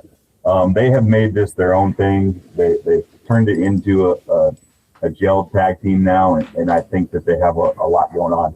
I'm going to sneak another one in. I think Fly Def is the best unsigned tag team on the indies. They're great. I know that they're moving around. I don't understand why they don't have TV contracts already. Booker T trained on all the fucking dark matches for WWE and AEW. Like, those guys should have contracts. I saw Fly Def wrestle L. Lindemann and T-Hawk in Caldwell, Texas, of all places. Population 4,000. My wife's hometown. Little Caldwell Community Center. Me and about 100 other people. Why L. Lindemann and T-Hawk were at that show is still a mystery to me, but they were there. They got me to buy the ticket, by the way. So tell your boy Carson, if he keeps booking Strong Hearts, I will keep coming to Lions Pride. I don't even know if Lions Pride is still running, to be honest. They got an anniversary coming up as well. There you go. So I've been to many Lions Pride shows. In fact, with one of my ex-shoot jobs, I sponsored one. How about that? But yeah, I saw Fly Def wrestle Lindemann and T-Hawk, and this had to be 3 years ago. This may have been even pre-pandemic, actually, or maybe a little bit after. Point here is years ago, and they still were able to hang with those two guys, and those two guys are world class. Everybody knows that. So I can only imagine Fly Def must be much better at this point, 3-4 years on, and they were good then. Yeah, and Yamada-san will send Dragongate talent to anywhere in Texas except for Inspire. So that's a trend there as well. Yeah, but I mean, that doesn't make any sense. I mean, you couldn't be nicer to the guy. That's true. I don't know, man. Yeah, we're going to get them eventually. One of these guys, we're going to get in. Maybe, yeah, I don't know. I can't even come up with a theory. Seems like you guys are great pals. Yeah. All right, so one more hard push. Give us one more hard push. Get people to buy this thing. Oh, yeah. I mean, you've heard us talking about it for the last hour here, right? So if you're curious at all from this past hour, give us a chance. Check it out. You're going to find something on this show that you enjoy. It's a buffet of wrestling. And if you don't like the match you're watching, wait till the next one. I'm sure you'll be hooked there. That's my hard push. My promoter button is tapped. No problem. We'll help you out there too. So again, Inspire AD, it is Beyond Ecstasy of Gold, July 9th, Empire Control Room in Austin, Texas, by the way. If you're local to the area, make sure you go there. But also, if you are not in the Austin, Texas area and want to watch the show, it is going to stream live on independentwrestling.tv. Will All-Day versus Kevin Knight for the undefinable champion, as we said. Rachel Rose versus Dmitry Alexandrov. Sorry, I don't know why I got so caught up in that. Yu Amur versus Danny O'Ryan, and as you mentioned again, some other big names on there. Fly Def versus the Dream Warriors, Hendricks and Wright, Dingo Institute of Close Combat in a Tornado tag match, Danny B versus Killa Kate, Cam Cole, Gary J. I always loved seeing Gary J on there, Shimbashi and Corey O'Neill, Stud Stash, Little Evil, and Pistolero versus T. Ray Watford, Mysterious Q, and Brick Savage, the Born Hater versus the Camachos, and then Roxy Castillo's Right Hands of Vengeance. That is, of course, going to be the Great Depression, I believe, right? Versus the Superiority Complex as well. So that is Beyond Ecstasy of Gold. July 9th, again, from the Empire Control Room in Austin, Texas, as well as on streaming live on independentwrestling.tv. Biss, we hope nothing but great success for you and for Inspire moving forward. We'll be watching, and let's do this again soon. Let's not wait 8 years or whatever the hell it took us to do this last time. Let's definitely do it again soon. For sure, guys. Checks in the mail. Damn right. Great. Love it. Next time, wire, PayPal works, but checks, whatever's better for you, man. Check works fine too. So, Biss, thank you so much for joining us, and we'll talk to you again soon. Thank you, guys. There we go. Justin Bissonnette. Again, you can follow him at Biss Says on Twitter, and you can check out Inspire AD at inspireafterdeath.com as well. So that is, there we go. There's Biss. So that was great. I enjoyed this. Good little insights. I think Gary J should throw Sean Orleans in the car next time. Get a little dad bod down here. Yeah, in Austin. damn right. What do you think of that? Damn right. Yeah. Checks in the mail as well from Sean Orleans, who I think I just saw him in the note chat room. So yeah, send us a check because we're trying to get you booked, pal. So there you go. So yeah, I want to do that again soon with Biss. I think we need to do that more often because it's interesting. And I guess this is a good opportunity. We were going to do this last week. We decided to kind of kick it to this week because we knew we were going to have this conversation with Biss, and I'm, maybe it works a little bit better here. But AC Mack, somebody you and I have been very big fans of for years and years, announced that he was stepping away from professional wrestling, and he is somebody that we talked about last year, the incredible segment and the incredible match and the incredible moment of him defeating Alex Shelley to win the IWTV championship and cutting a promo about how the American, Southern wrestling, and nobody gives enough respect to Southern wrestling, and we're here and we're going to dominate and we're going to take over and all that. And it was just a great moment. And I think we led off a Flagship and talked about it for like an hour or whatever. We really just, I can't put over how much I love that. And I loved almost everything I saw from AC Mack. AC Mack was a one of one in terms of being able to cut promos, had a presence, had an it factor, and seeing him step away. A lot of guys step away from wrestling and they come and they go, and we talked about it as well. There's thousands of indie guys. You can go over any show from 2 years ago and half the guys aren't wrestling anymore. And that's just the nature of the beast. But this one hit me, and I think it hit you particularly hard as well, because I think the fact that AC Mack, for as good as he was, the fact that he never seemed to get to any bigger level than where he was something that was a little disappointing to me, and mostly kind of spoke to why I'm so disconnected with the larger independent wrestling scene, because I just don't understand how AC Mack isn't like one of the, if not the most popular guy in the indies, and he just never got there. And if you watch the regional indies, he was great there. He was a god to the action wrestling audience. He was a god to the Southern wrestling audience, but never really did anything else. When he would do the national stuff, he would show up on, a FE's Big Gay Brunch. He would show up on For the Culture, and he'd just be a guy on the card. They wouldn't even give him a mic. He would just be a guy. Here's AC Mack. Okay, here he goes. And then he gets pinned and leaves. And it's like, man, that is a guy that, how do you not give this guy a mic? How do you not push this guy? How do you not do something with this guy? And I don't know if you kind of had the same thought when you saw that he was stepping away from wrestling, but to me, that's a failure of independent wrestling, that AC Mack wasn't a bigger deal than he was. And I'm mad about it, because that guy is just so goddamn talented, and now it's probably over because he's stepping away and he's done. And, it's a wrestling retirement. He's probably not gone forever, but still, the fact that that guy isn't the top star in independent wrestling, that pisses me off because he's so fucking great. probably the best talker on the indies over the last half decade or decade or so, right? Yeah. I mean, unquestioned. Yeah. A legitimate top tier promo, not just for the indies, but period. He could just talk. And, and his heel promos were great. His babyface promos were great. You talked about the Alex Shelley match and the tremendous post match after he won the title, the independent wrestling title from Alex Shelley. That was where he's in a position to be a big babyface in front of the hometown crowd, bring the title home. They're going to do the big program with Beyond Wrestling and sort of the Southern Graps versus the Northeastern Graps. And it kind of ties into what we just talked about with Biss.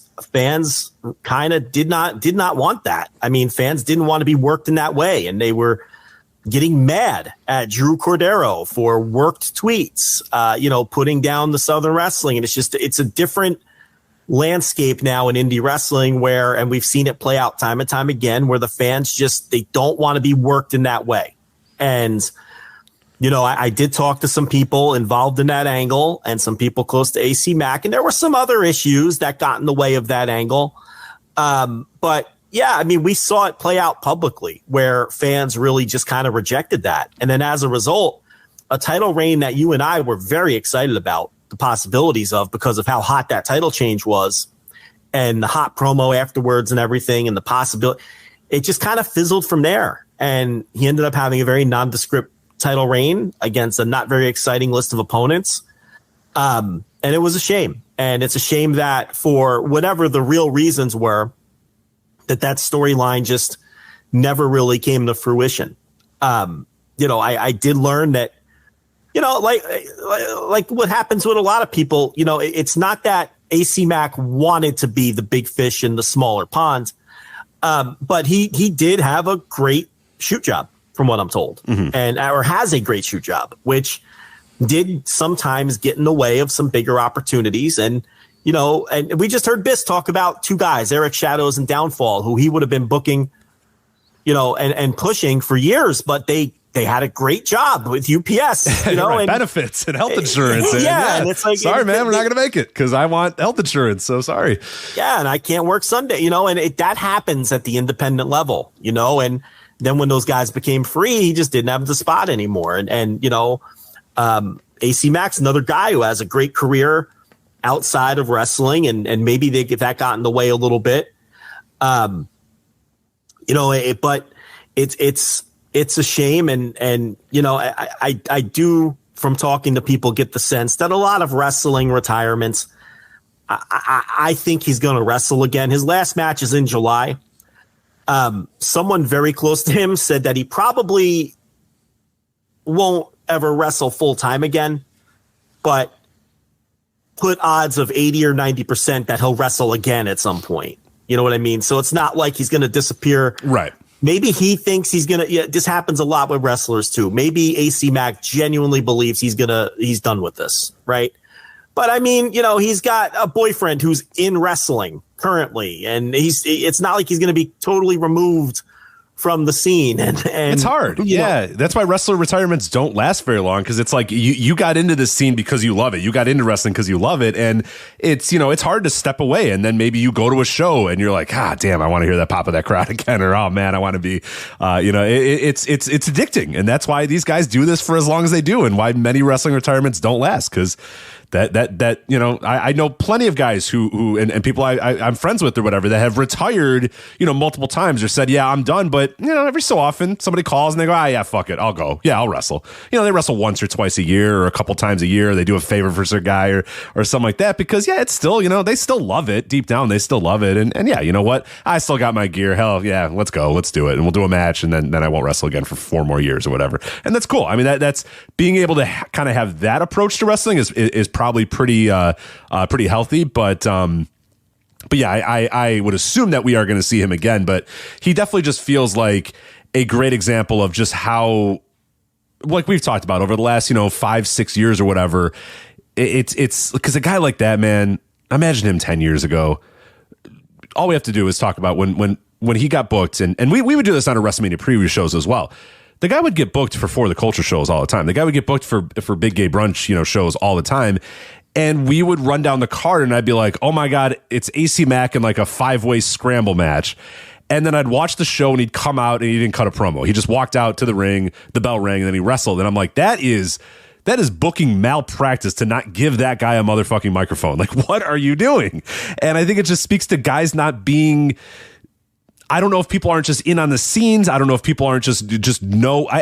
I just don't get it. I just don't understand. Like Biss talked about a lot of the challenge and the fun that he has is building guys up and booking interesting guys and getting them to that level and getting them ready or whatever.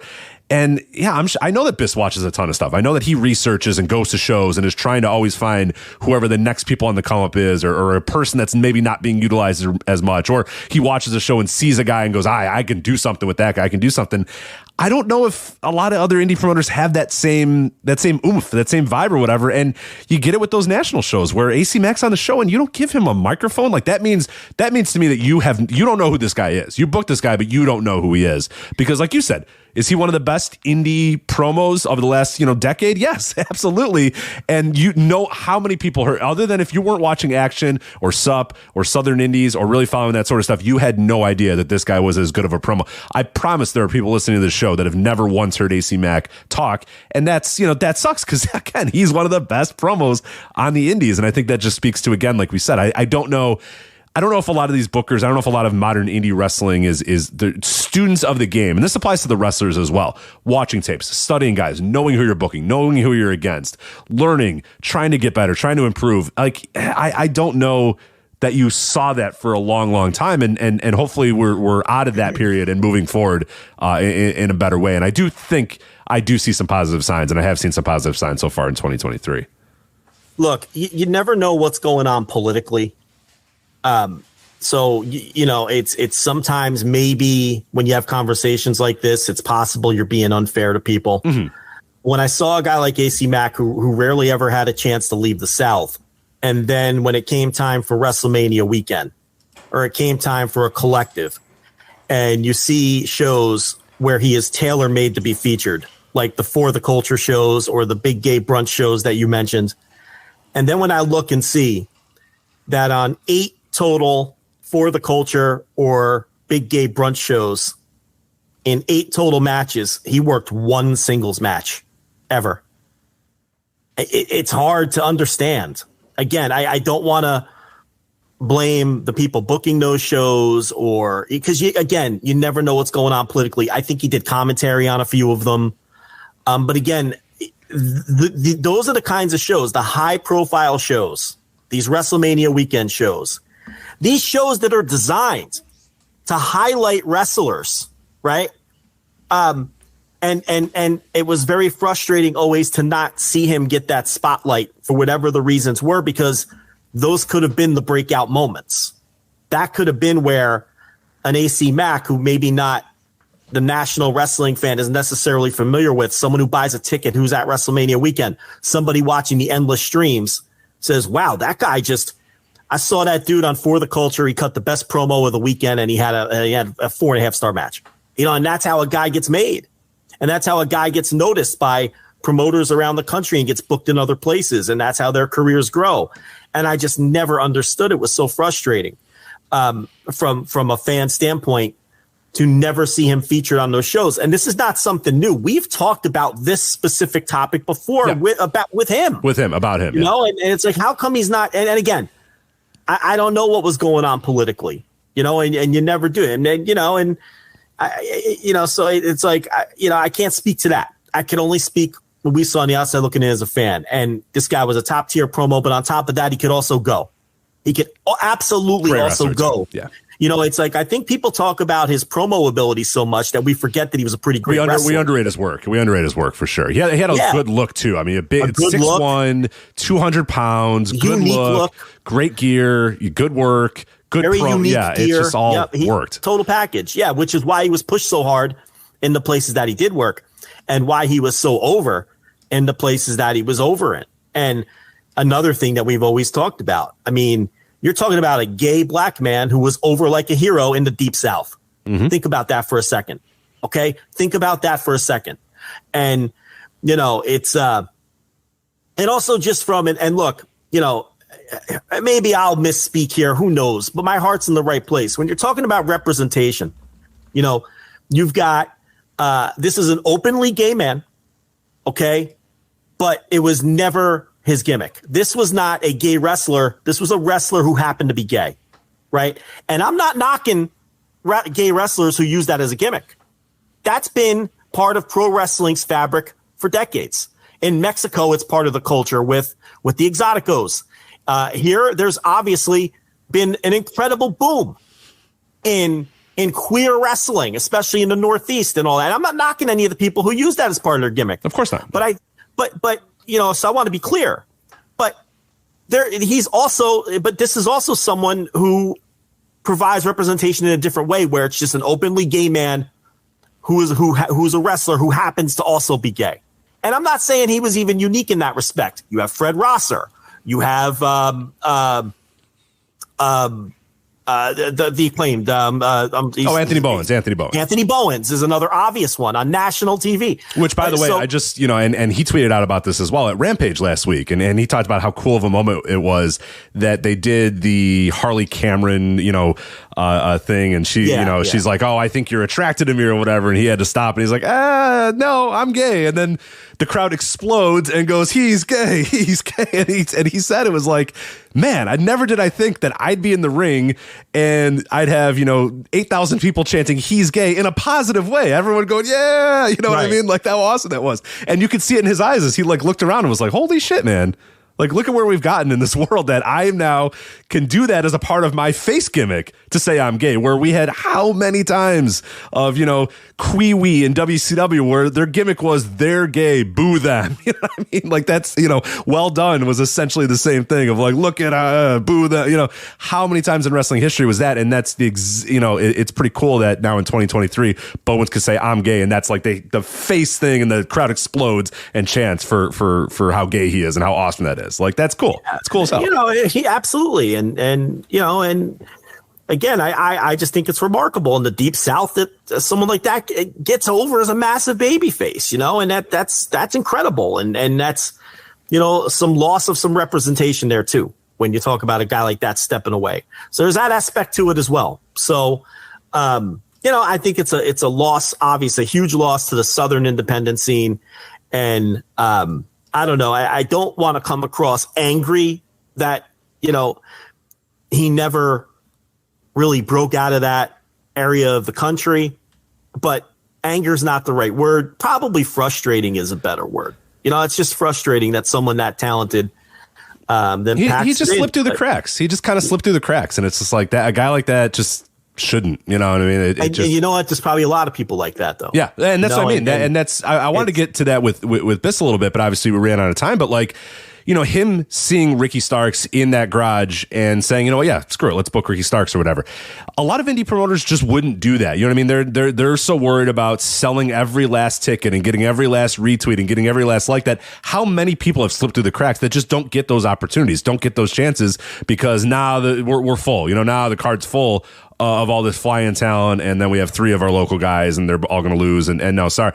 Like, there are probably a ton of guys out there that have so much potential, and that to me would be the fun of booking independent wrestling. Is I'm gonna find guys, make guys, and I hope that they graduate to the next level. I hope that when I'm done with them, they're ready to get signed by NXT, and they're ready to get signed by WWE. They're ready to get signed by AEW. They're ready to go to New Japan. Like, that would be the coolest thing for me, and it's kind of. I don't know if that's like frustrating is the right word, or just like you said, it's just kind of disappointing that it doesn't feel like a lot of other promoters have that same vibe. And it's like, yeah, let's just kind of do the thing that we're supposed to do, and then we'll do it, and then next month we'll do it again, and then so on and so forth, and we'll just keep doing that. Where, yeah, to me it'd be the most fun thing in the world to walk around and go to a show that's got 5 people at it and go, man, that dude that's in the ring right there, I'm gonna do something with that guy, and then book him, and then yeah, who knows. You could make a Ricky Starks. You could make a Sammy Guevara. You could make, those sort of guys. And that to me would be the most fun part about indie wrestling, but I'm not sure that everybody else, quite sees it that way. Yeah. But, everyone should seek out some AC Mack. I mean, that was a special kind of talent, and, and it's frustrating that the opportunities weren't there for something a little bit bigger. I really thought that program, that was going to be the one that was going to launch him. But, the North versus South thing, but fell apart for a variety of reasons. Wrong time. maybe 10, 15 years earlier, something like that really would have riled up both fan bases, and they would just allow themselves to be worked or play along or suspend their disbelief, whatever it is. But it's just it's wrong for today's wrestling. You heard Biss talk about it. That's not how people want to approach pro wrestling anymore. And I wish that they did. I think it was better when we all just it'd be a lot to more fun if they did. Yeah. Suspend our disbelief and get wrapped up in a story. But times change, things evolve. But AC Mac, that the match against Alex Shelley was January 21st, 2022. Action IWTV Southeast First. AC Mac versus Alex Shelley. You can find that on IWTV. You'll able to find that pretty easily. Also, we had a match with Mike Bailey last year that I remember watching. It was on the one of the Uncharted Territories. Yeah, Southeast First Uncharted Territory number 4, I believe. June 6, 2022, AC Mac versus Mike Bailey. I remember really, really enjoying that match as well. So if you're trying to dabble, the absolute must-watch is the Alex Shelley match. Watch the beginning, watch the entrances, watch the match, and then watch the post-match promo if you want to really get an idea of just what this guy was capable of, and go down for sure to check that out. But I think that AC Mac show is taking place in Naptown Wrestling, right? And that's why I mentioned them a little bit earlier. I like a lot of what they've done. I've watched a lot of their stuff on IWTV and really enjoyed it. So if that's where I think it's where it's taking place, let me find out. Definitely a place to go check out if you're in the area, or watch them on IWTV too. I think they have a good vibe about them. Yeah.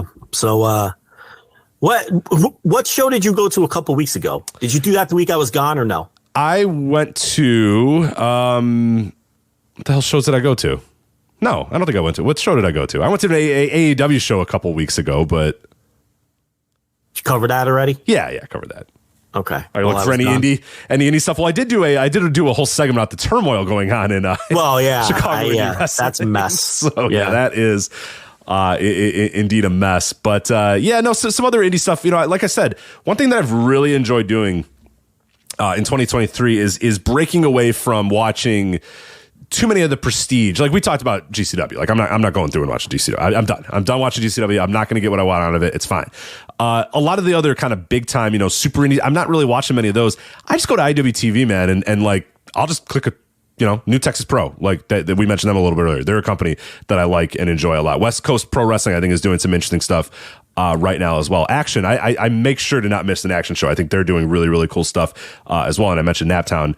I've watched a little bit. Now, we don't talk about those on the show all that much. Maybe we should, start doing it a little bit more, dabbling a little bit more in it. But that's my recommendation if you feel like you're kind of disconnected from the indies right now, is that there's a lot of good stuff going on, but a lot of it is regional. A lot of it is not people that are trying to break out into the, the lexicon of casual wrestling fans or whatever. They're just trying to kind of do their thing in the region and go from there. And in the Chicago area, Dreamwave has come back and they have kind of went super indie as well, but in a way that like they're doing insane business. I mean, they are selling shows out left and right in LaSalle, Illinois, just outside of, just outside, about an hour and a half away from Chicago or whatever, doing insane business. And they got a double shot coming up in August as well that I think tickets are basically sold out for. And when I went to the show a couple of months ago, like it was fire hazard level standing room only. Like there was nowhere. They were packing them in at the absolute limit. So indie wrestling is, regionally it's doing well.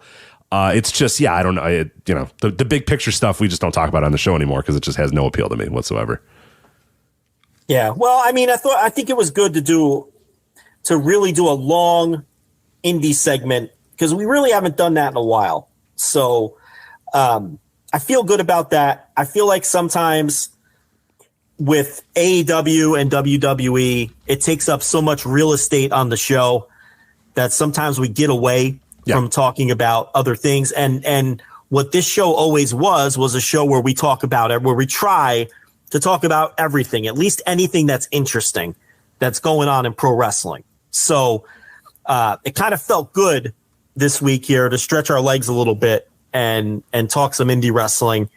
And I think what we should probably do is what we used to do. When we're watching indie shows that that get us interested and or if we go to shows, that we should probably carve out some time and start doing that again. It just gets tricky sometimes with the amount of time. But I have to tell you, like, I'll repeat what I said at the top. I have never been less interested in WWE. I mean, I'm not even hate watching it anymore. I don't have any interest. So, I know there's some things when it comes to that company that demand to be discussed, and there always will be. But I thought it was nice to look at a run sheet and see some indie wrestling and see some Dragongate and, some of these topics that, why don't we just do you want to just do the Dragongate right now? Yeah, let's do that. Yeah, it's a classic 2014 show. Biss is on it. We're talking indies and we're talking Dragongate, baby. We're talking Kobe World coming up this weekend, July 2nd from Kobe Sambo Hall, live on the Dragongate Network. And I could say confidently, very confidently, nobody has got this show more ready for you. Nobody has covered this show more than we have at voicesofwrestling.com. There are 2 episodes of Open the Voice Gate to help get you ready for the show. One that's just Mike and Case from Open the Voice Gate previewing the show, and then also an interview with Dragongate's English announcer, Jay, that goes into a lot of topics. It's not just a Kobe World preview. It's a deep discussion about the state of Japanese wrestling, which was not great, by the way, not doing very good. If you want that, that's big picture stuff there with Jay, who's there. He's in Japan. He works for a company. He knows what's going on. So if you're interested in the business of wrestling, particularly the business of Japanese wrestling, Jay does a great job on that show, talking about that, as well as, kind of plugging something that Dragongate has done recently, which I really, really think is awesome. I don't know if you've checked any of these out yet, Joe. They're going through classic Dragongate matches, and Jay is kind of re-announcing them. It's him, it's Oholun, and then they're grabbing, another wrestler. Genki Horiguchi was on one of them, and they're grabbing a wrestler and talking to him a little bit about the match, and then, doing play-by-play and also giving you background about these matches and going through classic, Dragongate matches. So it's on their YouTube channel, as well as the Dragongate Network, which I highly recommend those. I've already watched a few, and they're really, really good. And then we have a written preview as well from Liam Byrne on voicesofwrestling.com as well. So I am confident nobody has gotten you ready for Kobe World like we have here. Let's get you ready even more here as we talk about it here on the Flagship. The main event, the big one that we're going to be talking about here, 5-way steel cage survival match, Dragon Kid, Ultimo Dragon, Diamante, Shun Skywalker, and Strong Machine J. But there is a different twist on this one. All those men are masked, but after the end of this match, one of them will lose their mask. So they will climb to the top of the cage where a mask of theirs is up on the top of the cage. They will grab that mask, and now they are good. They can leave until there is one man left who can't climb up and can't get his mask and must reveal and unmask finally. So it's Dragon Kid, Ultimo Dragon, 2 just legends of Dragongate, Diamante, Shun Skywalker, one of the biggest stars in Dragongate, and Strong Machine J, one of their young stars as well. So there's, I think, only one possible way that this ends, but I guess, maybe. Really? I think so. Where are you at with this? I see 3 possibilities. I think I would be floored, absolutely stunned if Ultimo Dragon or Dragon Kid lost their mask. I don't think that's going to happen. Well, Ultimo, here's what we can do, though. Ultimo takes his mask off, and Stephanie McMahon, she's not doing anything, as far as I know. That's true. She could be his manager. Yeah, book Steph. Bring her in. She was famously thought he was very handsome. Yes. Yeah, if you don't know the lore, she wanted to bone him, so and thought he shouldn't be wearing a mask. But I don't think those 2 are losing.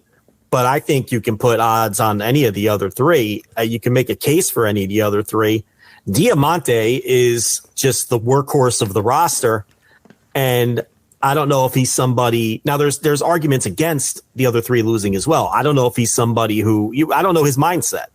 I don't know if he feels like, as his career progresses and moves along, if he could have a big money mask match someday somewhere and maybe, not sacrifice that for the now. Or maybe he thinks, I'm doing great in this company. I'm one of their, backbone workhorses. And maybe if I take this mask off, it can freshen me up and I can keep moving up this card. I've been told he's pretty handsome too. For people that know, that say he's a pretty handsome dude. So they could, which matters. If they want to pull it off, he's a guy that you could do it with. Yeah, that's definitely a factor. A lot of times you want to keep the mask on these guys because they're not so good looking and they're more marketable with the mask. We just had a guest who told us they put a mask on somebody because they weren't marketable, and they got a 10-year gimmick out of it. So as far as Shun goes, I could easily see that. I mean, it wouldn't feel like a shock to me if he lost. And Strong Machine Jay has really come on over the last 12 to 18 months. Since he's come back from the injury, really. Yeah. Whenever that injury was, and has really, to me, excelled as and improved as a worker. I've always liked him. Remember, he was green as grass when they brought him in. New Japan wasn't interested. He ends up with Dragongate. They do the machines gimmick with the Triangle Gate titles to get him over. I don't know what happened to those other two guys. They just dropped off the planet. I know, yeah. But, Lazy I don't know what's up with Strong Machine G and Strong Machine who the other one, D or F? F. Yeah, I don't know what that guy's doing at all. I hate to ruin Christmas. I gave you both initials there, but but Strong Machine J, it's like he's a guy who they got his toes wet with that, and then he had the injury or had to go in for repairs, as Jay likes to say. Right, needed to get an oil change, and going for repairs. Yeah, and I mean he's someone who I think a refresh could really help him too. But the argument against him, of course, is the legacy of that mask. And right. That's my argument against him, is that you kind of, which I guess could go hand in hand. You break that legacy. You break the legacy of Strong Machine in a sense. Like you could still, he could still be Strong Machine, but like, is that maybe a good thing to say? All right, well, let's maybe chart your own path here a little bit instead of just being, an homage to a gimmick that most of our fans, don't really remember a guy from 30 years ago or whatever. Maybe it's a good opportunity to break him away from that a little bit. But with that said, that's kind of what his thing has been so far. So that's a tough one. That is one of the hardest ones to make. Like Shun, I can buy. If you want to tell me it's time to unmask Shun Skywalker and get him to the next level, I could buy that because maybe there's a limit to how marketable he could be as a mask guy. That's fine. Diamante, same way. Like it's like, all right, if this guy's handsome and you're ready to kind of go the next level with him, this is a great opportunity for him. So I could see the pros and cons of both those guys. Probably more pros on each of those guys. Like I have no problem with Shun Skywalker losing his mask, and I have absolutely zero problem with Diamante. Strong Machine is the one where I think there's a chance, but I also that's a tough decision to make because you could really affect a lot of what makes him if you do that. Well, it's going to be fun and good no matter what way they go because there's not an obvious loser here, like there often is when they do these sorts of stipulations in either Mexico or some, the thing about Dragongate is whenever they would do the Dead or Alive cages and the stips would be the hair or the mask, I would pick Cyber Kong every fucking time and he never lost. Like he would never lose. Like I always thought it was, it's Cyber Kong. He can, and it would always be someone else. So I'm terrible at picking these, but I don't think I'm going to get this one wrong when I say I don't think there's any chance it's going to be Ultimo Dragon or Dragon Kid. Those two would legitimately shock me. I would have a heart attack if Ultimo Dragon unmasked in the middle of that cage on that. It would be stunning if Ultimo did it. The other three, though, now you said there's only one possibility, so who do you think? Diamante. To me, I'm pretty locked in on Diamante. Okay. I could be sold on Shun. I could listen to Shun, but I'd probably bet the house on Diamante. Yeah, I'd probably make him the favorite.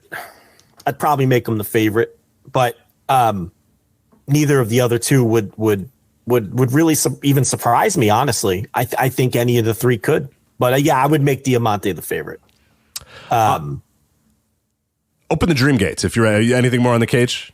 No, I'm done with the cage. Open the Dream Gates. This is an interesting thing here. That this is the semi-main event here. The Open the Dream Gates title match. It's Minoka Kakuta, the current champion, versus Yuki Yoshioka, the former champion.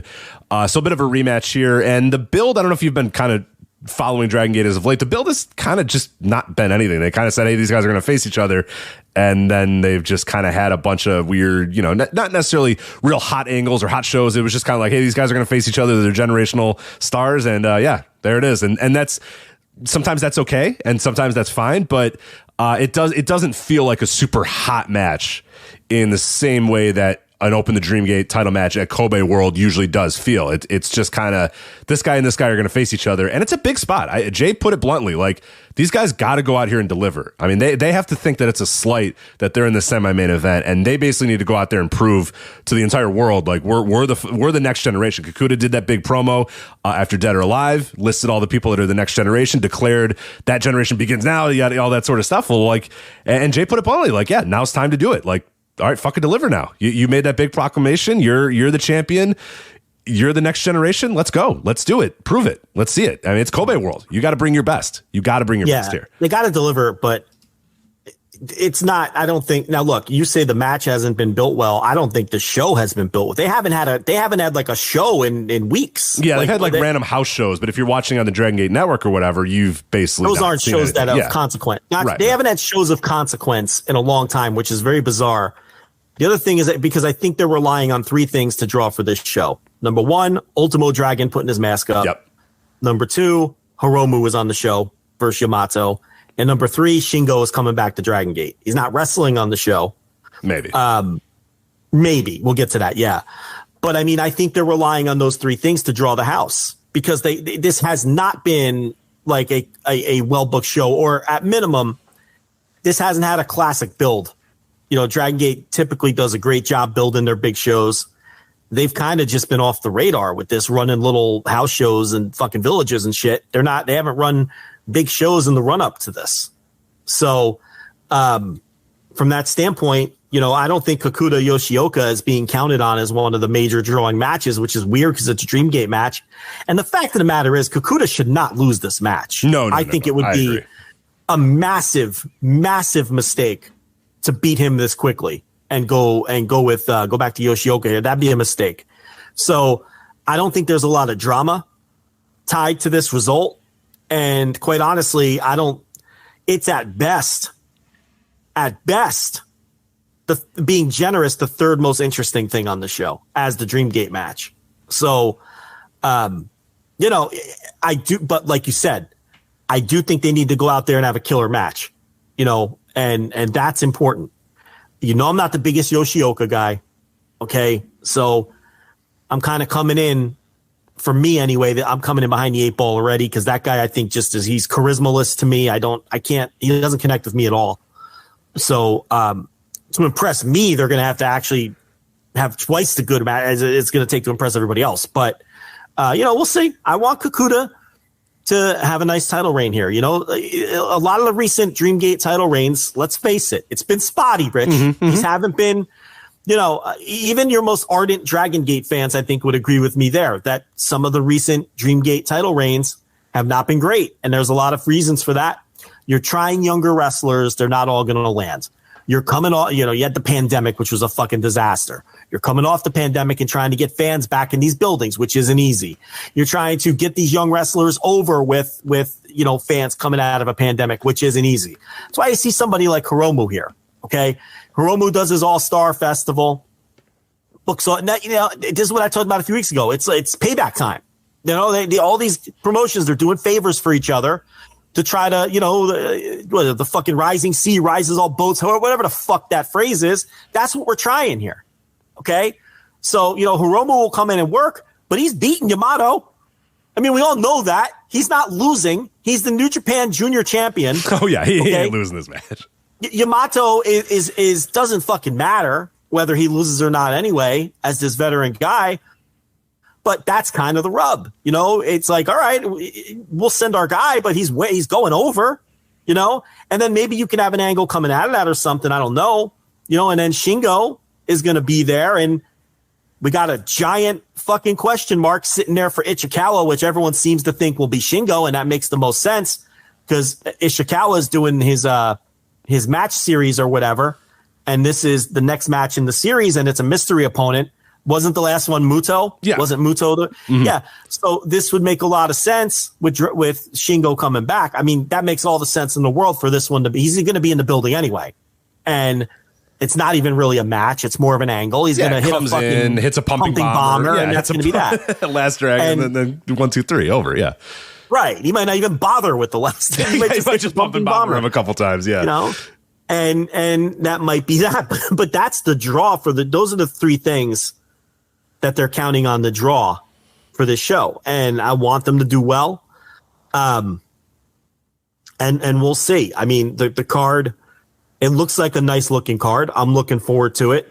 And there's a lot of intrigue to me in the mask match. And I also, you know, I want to see Hiromu and Yamato interact in a Dragongate setting. I think that's interesting to me as well. And then, I think some of the results of the other title matches are up in the air. I mean, I'm not as locked in on the Dragongate booking as I used to be, but I'm not completely disconnected from it. And I don't see any other 100% results here. No, it's actually a pretty interesting card. I mean, for I as well am not like fully in line with Dragongate right now and fully there, but I think it's a really, really fun card. You talk about the Triangle Gate match, Big Boss Shimizu, Jackie Funky Kamei, and KZ of Natural Vibes versus Gold Class, which I've really liked Gold Class in everything that I've seen so far of them this year. It's Kota Minoura, Minorita, and Naruki Doi coming in. Obviously, Doi, it freelance now, so pops in and out as he, still works, a lot of Dragongate stuff, but takes some other bookings as well. So that's kind of what freelance means in Japan, by the way.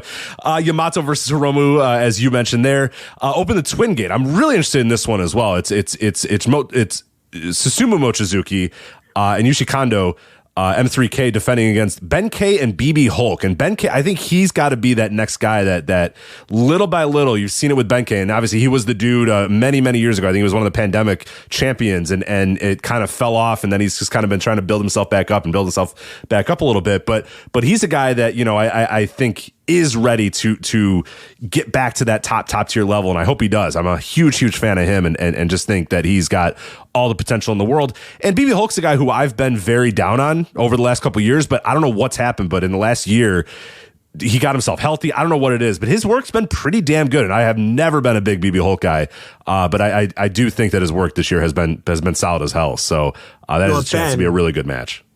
Ben has really found his charisma. You can't take your eyes off him now. No. I never thought he'd be that kind of, but he's found it. And, I think if he gets another shot with the Dream Gate, I think it'll go much better than the first time around for a variety of reasons. He's almost a completely different persona. He is a completely different persona at this point. So, he's a guy who, has totally reinvented himself in the right way. Did you listen to the podcast with Jay and the discussion they had about Ben K, or did you not get to that part?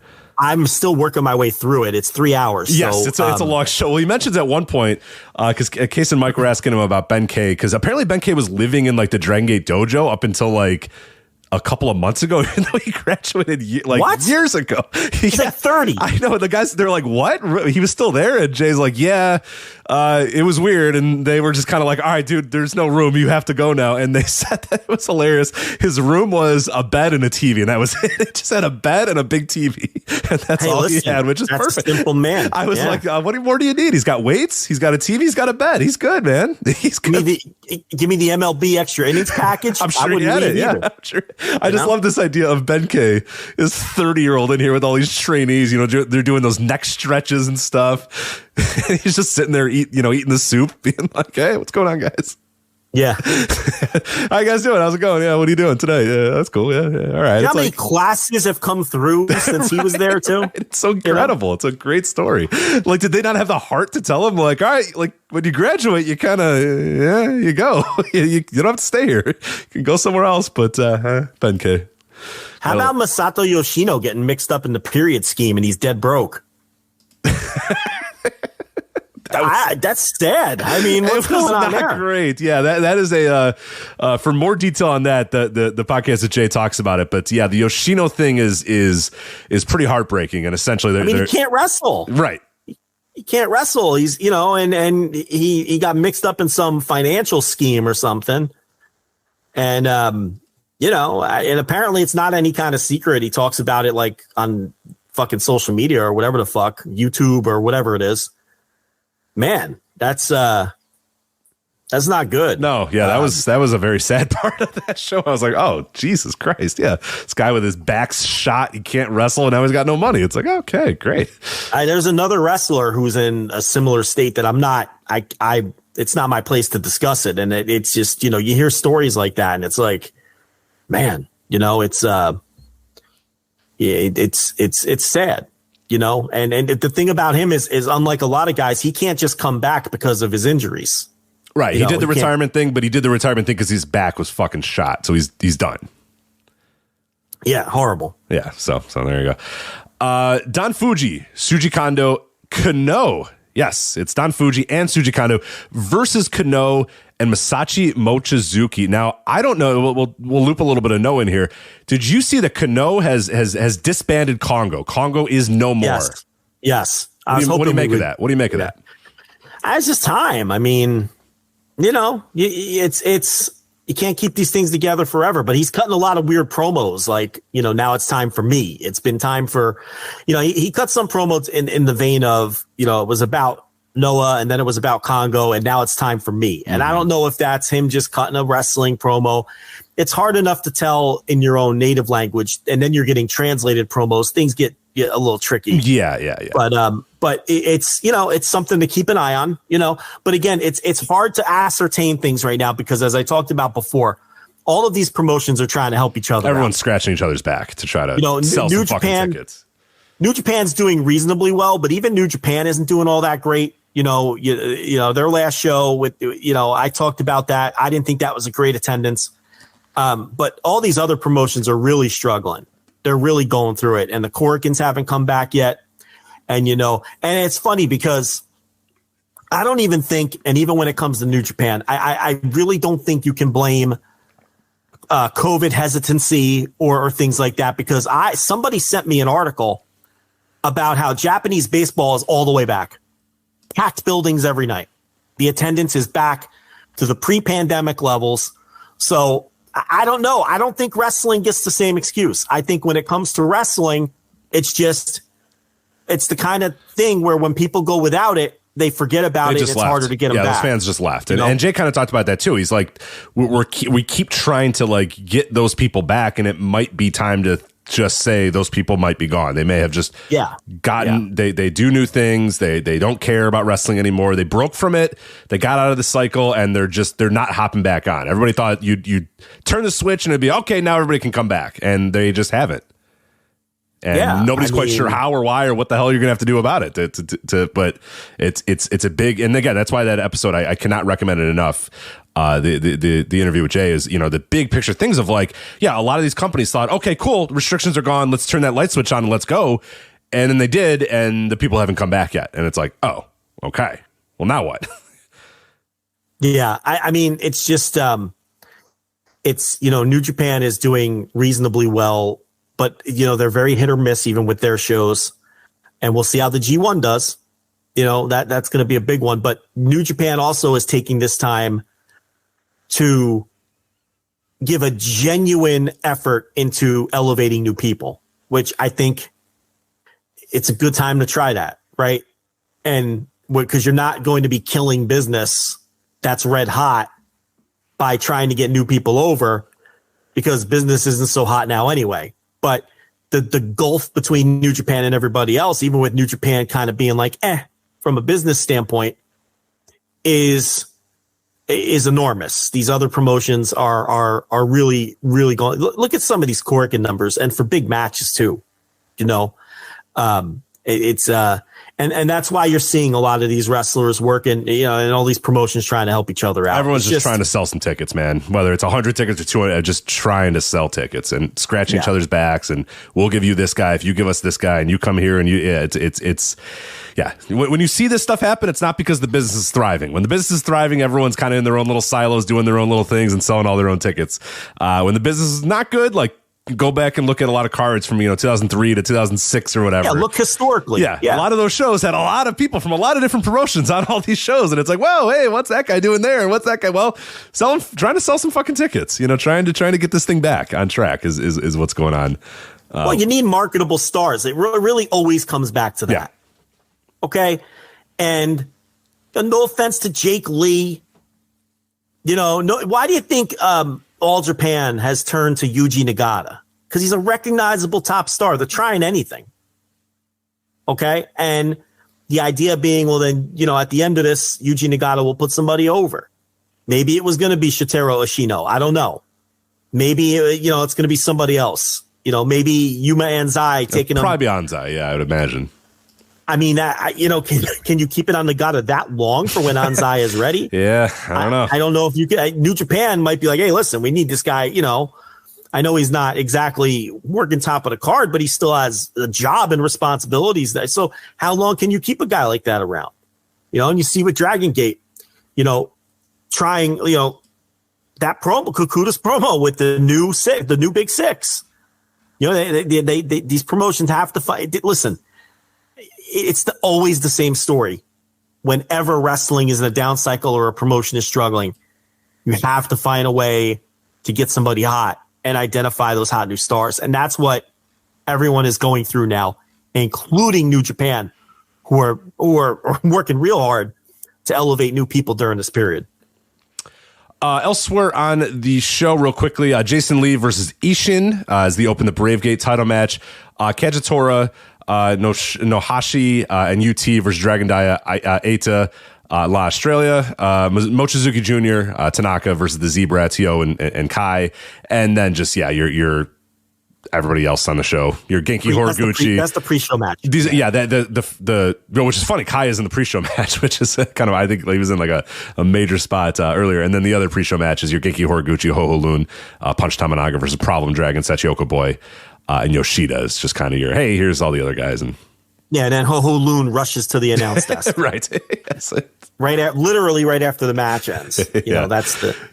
That's the it's a great gimmick. I love it. Yeah, it's good. But that's Kobe World. Again, if you want to get even more ready for it, 2 different episodes open the Voice Gate, as well as a written preview at voicesofwrestling.com from Liam Byrne, and we'll watch it and review it next week. I'm excited to watch it. I'm looking forward to the show, though. I think it's a good time to watch and review Dragongate with other things kind of taking a chill here in the summer. Rich, can you run down the card again? I love your pronunciations of all these names. No, I would prefer not to. Yeah. That's no? Fine. Okay. No. All right. That's fine. I mean, you're brutal. I used to think I was bad. You are absolutely terrible. brutal. I'm not good at these pronunciations. I mean, you get a Spanish name on a Japanese card and you could forget it. Rich is just it's over. It's over. Because your brain gets all mixed up. You're like, should I be doing the Spanish thing here? Is this a Japanese man? I don't know what's happening. Not good for me. No, it's pretty awful. I think if we had more time, we can go down this entire card and get you to pronounce these names correctly. Go through everyone until I got it. Every single one of them, which would be funny because I would do at least 25% of them wrong. Right, and then the chat room would just blow up with, no, that's not how you say it. This is how you make it. This is what you do. Yeah. It's. Yeah. Thank you anyway for pointing that out. But all right. Well, I guess while we're in Japan, let's do this real quick then. New Japan Strong's Independence Day weekend show. So yes, this is weird. It's New Japan Strong. So it's the American end of New Japan in Japan, running in Korakuen Hall. So it's a little bit I feel bad for some of these American talents that, hey, on the 4th of July weekend, fly to Japan and work these shows. But these look like, man, these shows look awesome. I don't know what you think about these New Japan Strong lineups. I love these shows this weekend. I cannot wait to watch these. Yeah, they look good. They look good. Fucking incredible. The July 4th main event, Doomsday no disqualification tag team match, Homicide and Jon Moxley versus El Desperado and Jun Kasai.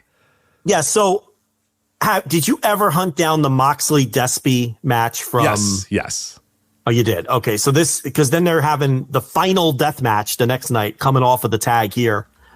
And we all kind of knew Despy was going to pick Kasai as his partner in the tag match. But these are not going to be your typical New Japan style main events on either one of these nights. So Moxley's a fucking psychopath. We all know that at this point. Despy, for whatever reason, loves doing deathmatch. Fucking loves it. This man just loves doing deathmatch. You got Crazy Monkey, on the first night with Kasai. And I guess you throw Homicide in the mix. I mean, he's never been afraid to run the blade, right? So no, this is going to be a bloodbath. Yeah, and then the next night too. I mean, they're going to be all scarred up from night one, patched up, and they're going to be bleeding 2 minutes into that thing, Moxley and Despy, and that had a really good death match in the United States the first time around. So it's funny how death matches are good when the wrestlers are good. Isn't it funny how that works out? I always say that. Yeah, it's always the guys that the good deathmatch wrestlers are good wrestlers that have death matches, and then there's a bunch of people that go out there and hit each other with shit and can't do anything, and all those matches suck. So it's crazy. Yeah. Yeah, but I guess some of the highlights on these shows. I see Filthy Tom Lawler. I feel so bad for him. I know. With the Forbidden Door situation. He got that yanked out from under him. But I thought MJF pivoted very well. Did you hear that line last night on Dynamite where he gets out of the car or whatever, And he goes, Cole, that was a great job pretending you were sick to get out of Forbidden Door. I wish I would have thought of that. Yeah. That's good. Such a great line. Stuff, yeah. It's such a great line, but, yes. Then Lawler ends up in a pre-show match against, was it Serpentico or was it the guy I think it was Serpentico. Yeah. Which is not the same as facing Adam Cole on the main show. Who's the other masked jobber whose contract just ran out? That was, Fuego, right? Fuego del Sol. Yeah. That's right. Yeah. Did Fuego del Sol and Joe Alonzo ever blow off their big indie feud at any point? I don't think so, because neither. Yeah, I don't think so. Remember I'm sure Joe Alonzo did Joe Alonzo things, and then they couldn't do it or something. I don't remember. I don't recall. I don't think so though. I'm almost positive they did not. I don't want to veer too far off the beaten path here, but I remember they were building that match, and they both cut incredible promos on each other. One problem: neither one of them said the date or the city that the match was in. Wow. And I remember pointing that out, and we had wrestlers in our replies that were like, yeah, well, I don't know what the fuck they're doing. Like, we don't know when the promos are great, but when the fuck is the match? Like, you forgot the most important part of plugging a match. When is the match?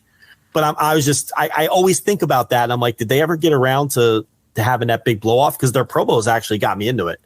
But, anyway, I don't know what that has to do with these shows. Night one, you mentioned the main event. That's the tag. And then underneath, we've got, I'll handle these, Rich, since you botched the Dragongate name so badly. I can get all these. I know all these names, but go ahead. Oh, what do you mean? Yeah, I'll take Clark Connors and TJP. You got Drilla Maloney. Can you handle that one? Yeah, so Clark Connors and the Drilla, Dan Maloney. That's the Bullet Club War Dogs. Do you like that there's like 9 splintered factions of Bullet Club now? Actually, I do. Yeah. Believe it or not, I do. I hated it when it was like one Bullet Club that had maybe some blob. Yeah, I don't like the blob. I love that there's War Dogs. I like that there's gold. I like this. Yeah, I'm in. Doesn't Bullet Club feel fresh for the first time in a long time? Yeah, in about 11 years. Yeah, it feels like the Bullet Club's fresh for the first time. Yeah, for sure. So they'll go after the junior tag titles. That's obviously TJP and Akira Catch-22, who won those titles back. I really feel like they never should have lost them. That's a shame, because they were on a really hot title reign. They interrupted it for what? I mean, they should have just kept them all the way through and broke the record, which, they ended up not breaking the record. The other Bullet Club War Dogs, Coughlin and Gabe Kidd, they take on Bishamon for the, this is just for the strong titles, correct? Because this is a New Japan Strong show. Isn't that the deal here? Correct. Yeah. So, okay. That means it's not impossible that they could win. The Bullet Club guys could win. Absolutely. It's not possible. That definitely opens it up, as opposed to if like all the titles, because I think Bishamon holds both sets. Yes. They're not winning I don't think the War Dogs are winning like the main IWGPs, but they could easily win the New Japan Strong titles. Yeah, so that match is most definitely in play. That's not, a match where, you're like, Bishamon's beating those guys. I don't know, because I think you're going to want to I don't think both War Dog teams are going to lose. I think one of them is going to win. I don't know if you want to beat both of those teams right out of the gate like this. No way. So I think one will win, at least one. Momo and Willow Nightingale against Julia. That's with a G, Rich. Yeah. Julia. And Thekla. Why don't you give me 10 minutes on Thekla, Rich? I got nothing for you on Thekla. I can't help you on Thekla. Okay. I do like Julia, though. I talked about her a lot in the show that I did with Alan a couple of months ago, just about how I thought she's like one of that it factor that she's talking about. She's got it in spades, and everything I've seen of her this year. I'm a little bit behind on Joshi, so I haven't watched a lot of Julia over the last month or so. But she's got that it factor and she's been talking about trying to get a little bit bigger booking. She's been talking about going to America. She challenged Willow Nightingale for this title for the whatever the hell, the New Japan Strong Women's, I forget, it's got whatever title it is on it for. But that's going to be a big time match, Willow and Julia, and she is only going to get bigger in the next couple of years. So yeah, it's time to be aware of her if you're not aware of her, because it's only going to get bigger. All right, some guys arguing with us in the chat saying it's for the world titles. No, the first night is for the strong titles, right? Can someone double check that? I will. Yeah, let me see. Let me make sure here. The first night is for the strong titles, and then the July 5th is Bishamon's defending the IWGP titles.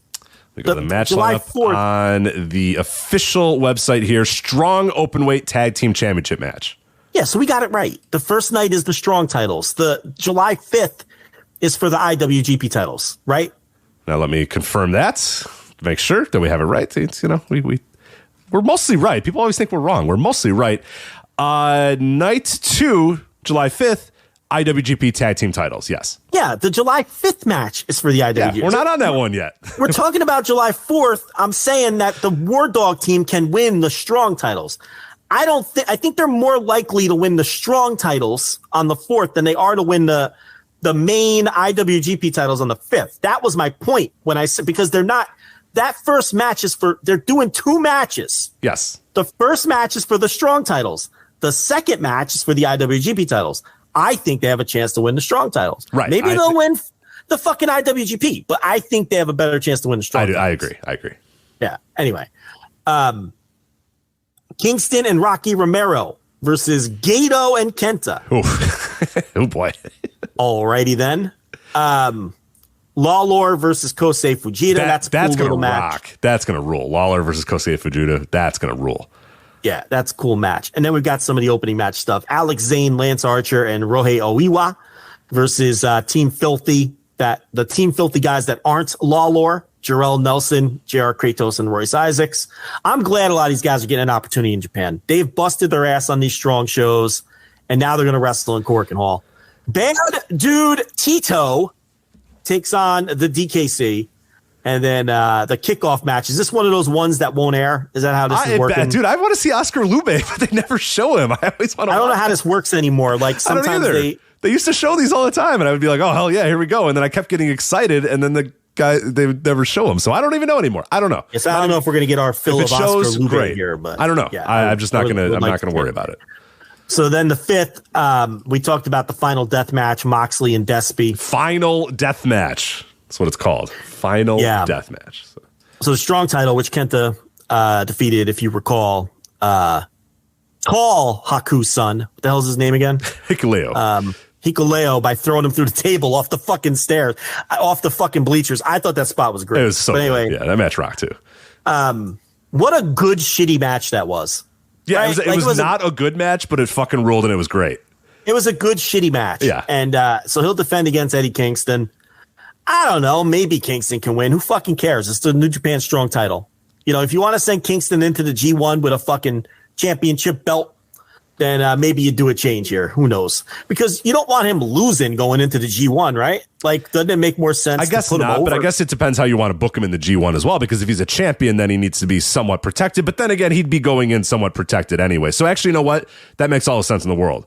That AEW is saying, hey, you got to protect our guy a little bit. And New Japan's going to say, okay, if we're going to protect him, we may as well put a title on him. So that's part of the protection is that, well, he's a champion. That's my line of thinking. Yeah. I think that he should just win this title. I mean, fuck it, you know? Then for the IWGP titles, Bishamon versus Coughlin and Kidd. So once again, I'm going to do my best, JR. A unique format here, Rich, is these teams face each other 2 nights in a row for 2 different sets of titles. Willow defends against Julia. I think she's losing that match. I don't think Willow was supposed to ever have this title. That's a happy accident, though, because it has helped her get over. So, and it probably got her booked in Japan for this. She probably wouldn't have been on the show otherwise. So, but now we get back down to business and put the title on somebody. You know what I'm saying? Yeah, like, for no sure. disrespect. And that's I mentioned it, you know, in the talk about the July 4th thing or whatever. Watch this match because Julia's awesome. She's really, really good, and I've liked Willow as well. I think Willow is it was an accident. It happened, and I think it's been fine. But yeah, I think now is the time to move it over to Julia, and yeah, I think that helps that title get a little bit more prestige. Maybe maybe it's not on an AEW television show as often or whatever, but Julia will have it in Japan, and I think that raises the level of it. Well, more importantly than her having that in Japan is the money match is Julia versus Monet, right? Back in the United States somewhere or something. So that's why you'd want to do that. Hiroshi Tanahashi, the DKC, and Tomohiro Ishii versus in this case, Team Filthy is Jarrell Nelson, Royce Isaacs, and Tom Lawlor. So Kratos is not involved. He's got a singles match earlier on the show on this night against Lube. Alex Zane and Lance Archer. They're teaming together on the first show as well. In a 6-man, they're in a tag team match here against Bad Dude Tito and Kosei Fujita. So the bottom part of the TMDK roster there, taking on Alex Zane and Lance Archer. Rocky Romero and Yo versus Clark Connors and the Drilla. Homicide and Rohei Oiwa. I love that team. Yeah, what a weird team. He's gonna corrupt this poor kid. Yeah, it's gonna be like a Moxley shooter thing all over again. Okay, so they take on Catch 22. Now, does the booking on night 2 to you tip off the result on night 1? I was about to interject and say I now think the Bullet Club War Dogs might be winning those titles. See, I think the July 5th booking is ambiguous enough to where it doesn't tell us anything. What's your angle here? I just think they're higher on the card. I think against by one match. I mean, yeah, but I guess being against a real team as well. No offense to Homicide no Iwa or whatever. I don't know. I saw that match and I saw the order and I just went, you know what? That maybe they are going to win those titles. Yeah, you got to think about that. Kratos Lube, as I mentioned, and then hopefully I never know what the openers anymore, but Master Wato, Oleg Bolton, and Rusuke Taguchi versus Dragon Libre Rekka and Takahiro Katori. Now, Wato off to the dark matches right after his Super Junior win. I want your take on this. And this isn't just a Wato complaint. This is a complaint I make every single year. When these guys win best of the Super Juniors, right? And they get their trophy, and then they get their title match and they lose. I think they look like cornballs still carrying around that trophy. Oh, of course. Of course. It's old news. Like, what are we doing? It's like doing an Eastern Conference championship parade like after the NBA Finals. You know what I mean? It's like nobody wants that. Like, all right, well, you lost the fight, but hey, these guys are the Eastern Conference champions. We got to show some love to our Miami Heat or whatever.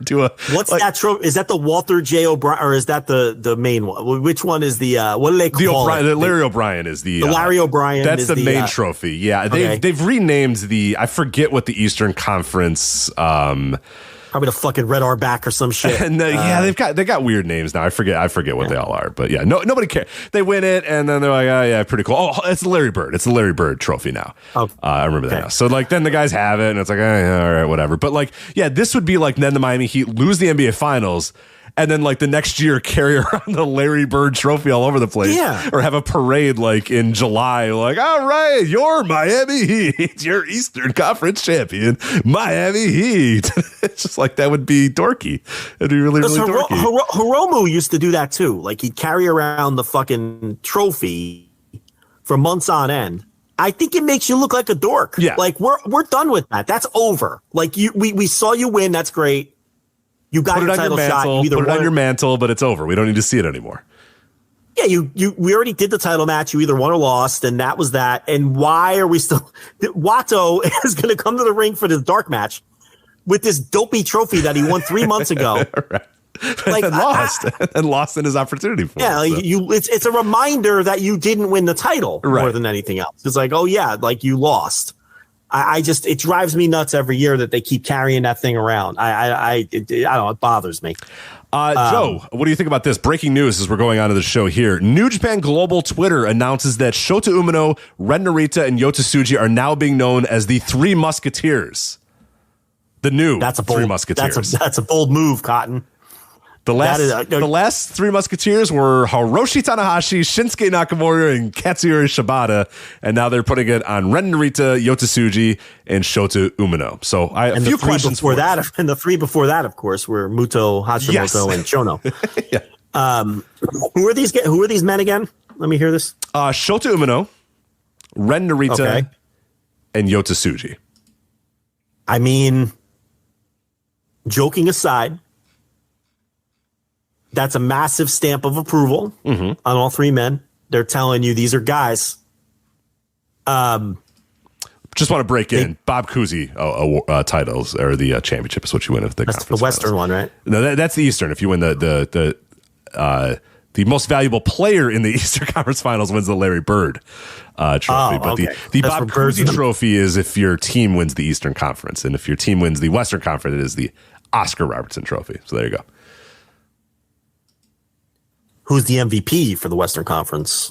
Who's that trophy? I don't know about that. They did this big rollout and like nobody cared. They tried to do this like everybody calls it the Larry O'Brien, so now we're gonna like have every award have a name, but like nobody really. Magic Johnson is the MVP of the Western Conference Finals. Well, it's very similar to about 10, 15 years ago when Major League Baseball decided to add another award, the Hank Aaron Award for the best hitter in the league, and they were hoping it would pick up steam, like the Cy, like be on the same level. Right, nobody cares. Yeah, nobody cares. Rich, about the Hank Aaron Award. Joe, I didn't know there was a Hank Aaron Award until you told me that right there, right now. Yeah, I was gonna say, name a Hank Aaron Award winner. Name one. Mike Trout. Maybe. Give me one Hank Aaron Award winner. Yeah, I'm sure Aaron Judge had to win it last year, right? I don't even know. I'm sure he did. Let's go with yes. Let's just say yes. Pull that up. Hold on. All right, let's see here. Hank Aaron Award. Yes, your 2022 American League Hank Aaron Award winner, Aaron Judge. Can you give me your National League Hank Aaron Award winner, Judge? Last year. Oh, shit. Had significantly less home runs than Aaron Judge did. Well, everybody did. Aaron Judge hit 62 home runs. You're familiar with Rob Stryker, correct? Yes, of course. Yankee fan. Every time Aaron Judge hit a home run last year, I got a text that said in all caps, "Here comes the Judge." Oh, boy. So you got 62. Here comes the Judge. I got 62 text messages. Here comes the Judge. You really felt every one of those homers then. In all caps with exclamation points every time that motherfucker hit a home run. Very frustrating. And he had the nerve to tell me during the Reds' 12-game winning streak when I was sending him pictures of the count holding up the next number. Like I'd send them a picture of the count holding up number 10 or whatever. The 4. He's like, "I'm going to block you." I'm like, you sent me 62 text messages. No, pal. 62. This is how it works. You can deal with 12. We're grown men, by the way. Grown men. Pushing 50 over here. I don't know.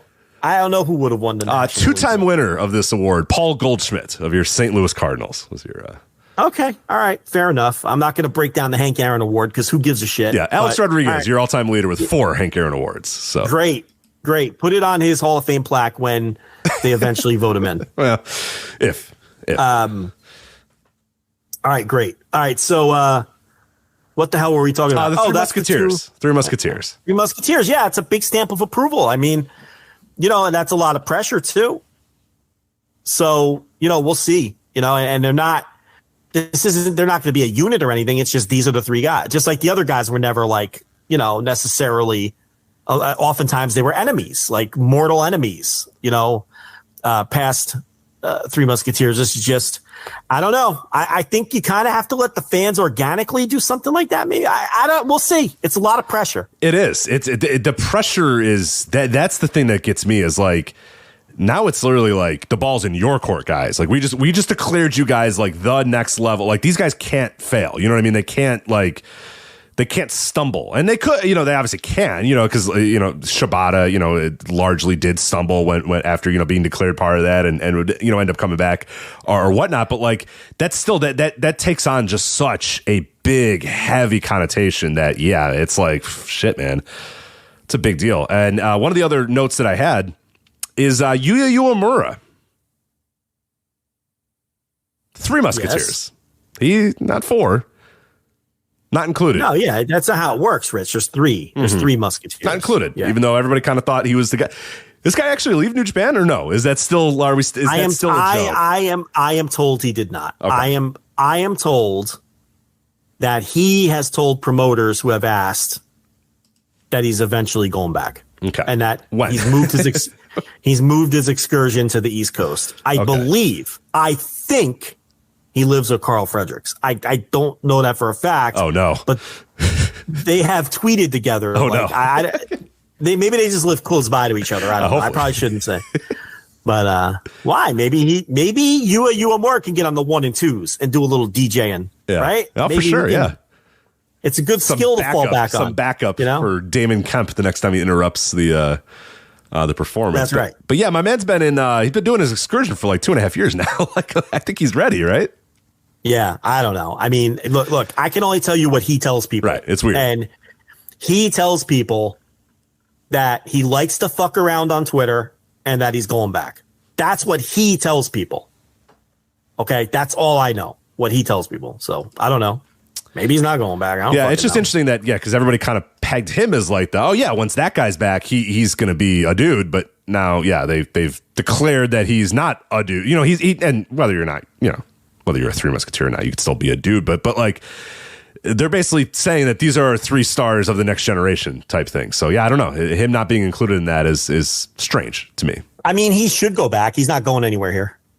I mean, I hate to be blunt, but oh no, he's not going to be an Impact Wrestling superstar. Yeah, he's going to be a dude on Impact, but he's not going to. I mean, Impact certainly has a ceiling, and they haven't pushed him to that ceiling.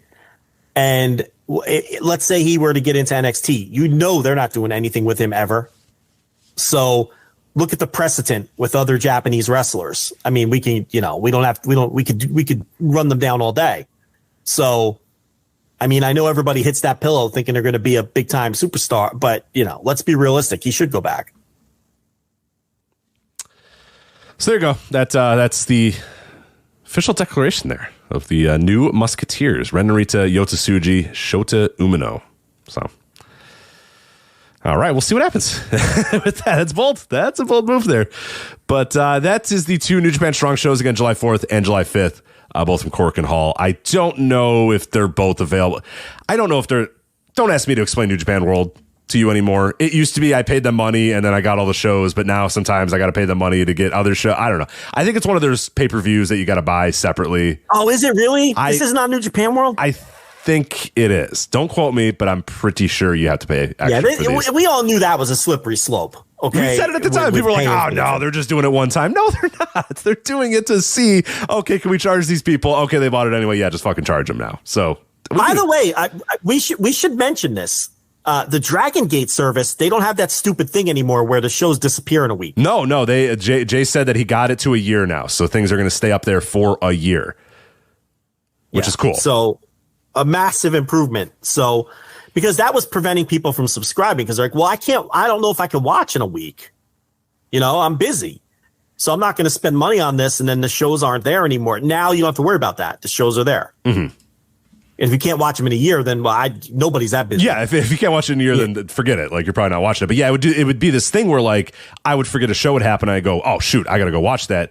And it was like 8 days after the show happened, so it was gone. I was like, oh, come on. And then I went to other means. Like, I was like, well, I'm going to watch this fucking show. So I went to other means. Now I don't have to do that anymore. I can just pay it, and I watch it. So that is a huge. So they're doing some good stuff there at Dragongate Network. So, all right. So these shows you get them for $27 together. Yeah. I am a pirate. Little Jean-Pierre Lafitte on that one. Yeah, I don't know. I like these shows, but man, I already get it. Yeah, I don't know either. We are family. A little Dave Parker this weekend, maybe. We'll see how it goes. Dave Parker.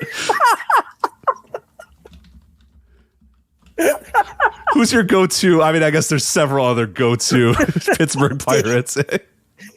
Dave Parker. I love Dave Parker, man. Dave Parker rules. He was a hell of a player on those teams. Yeah, the Cobra. He was probably hold on a minute. No, Dave Parker was one of the best players on those fucking teams. Are you kidding? No, I'm not. I'm not arguing. Okay. Stop yelling at me. I agree. Who should I be bringing up? Who do you want me to bring up? I love Dave Parker.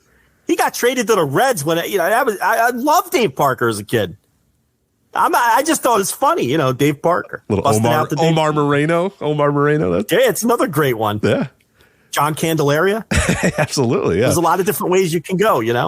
How about Johnny Ray? A little Johnny Ray, second baseman. Tony Pena.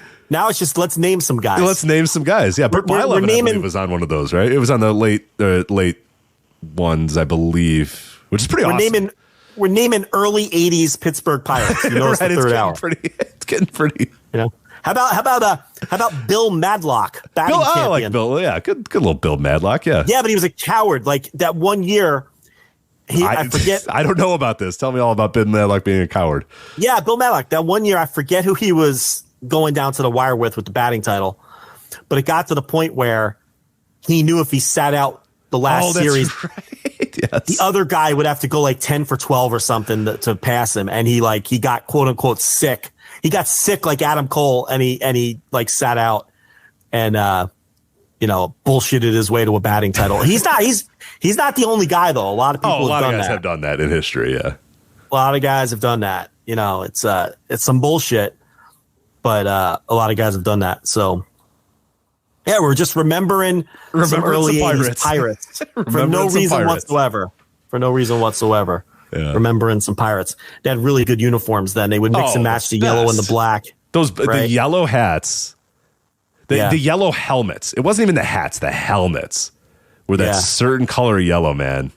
Well, they had the pill hats too, the pill shaped hats yeah. in that era, which were really cool. That was all-time uniform team for sure. That era of the Pirates. I still think the Pirates have pretty solid unis. They do. They definitely do. But those pill helmets and then with the stripes, and then their logo too was like a wanted poster with a pirate on it. Yes. which was really cool too.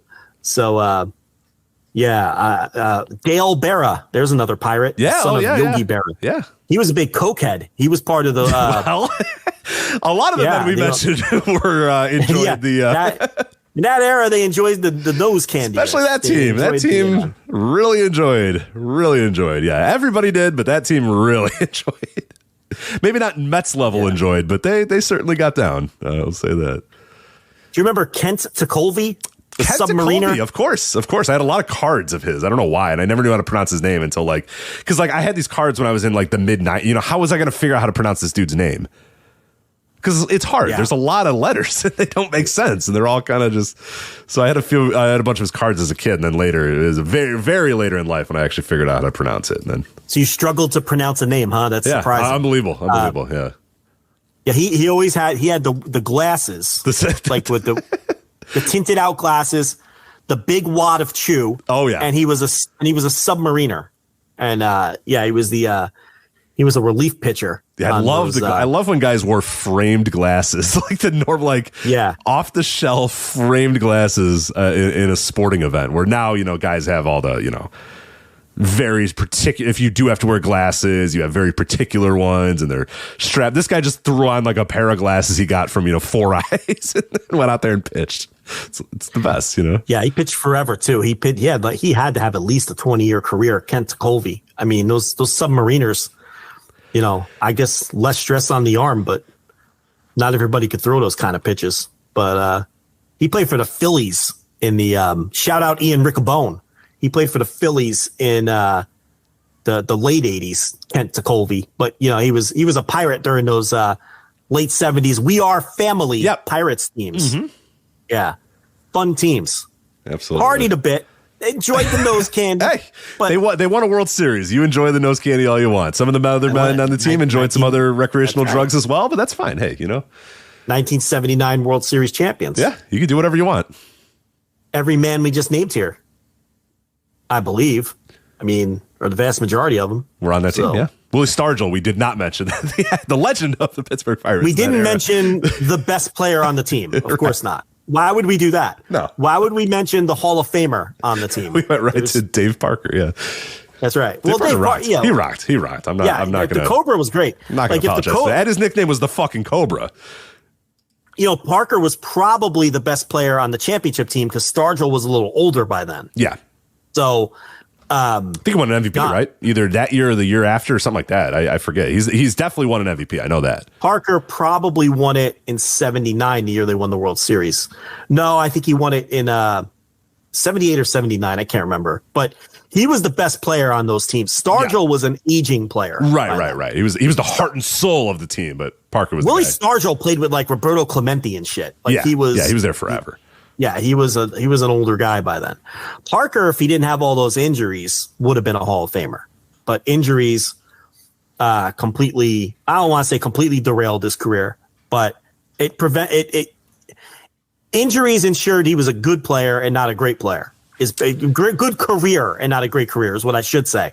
Because when Parker was healthy and in his prime, he was a great player. He had that rocket throwing arm.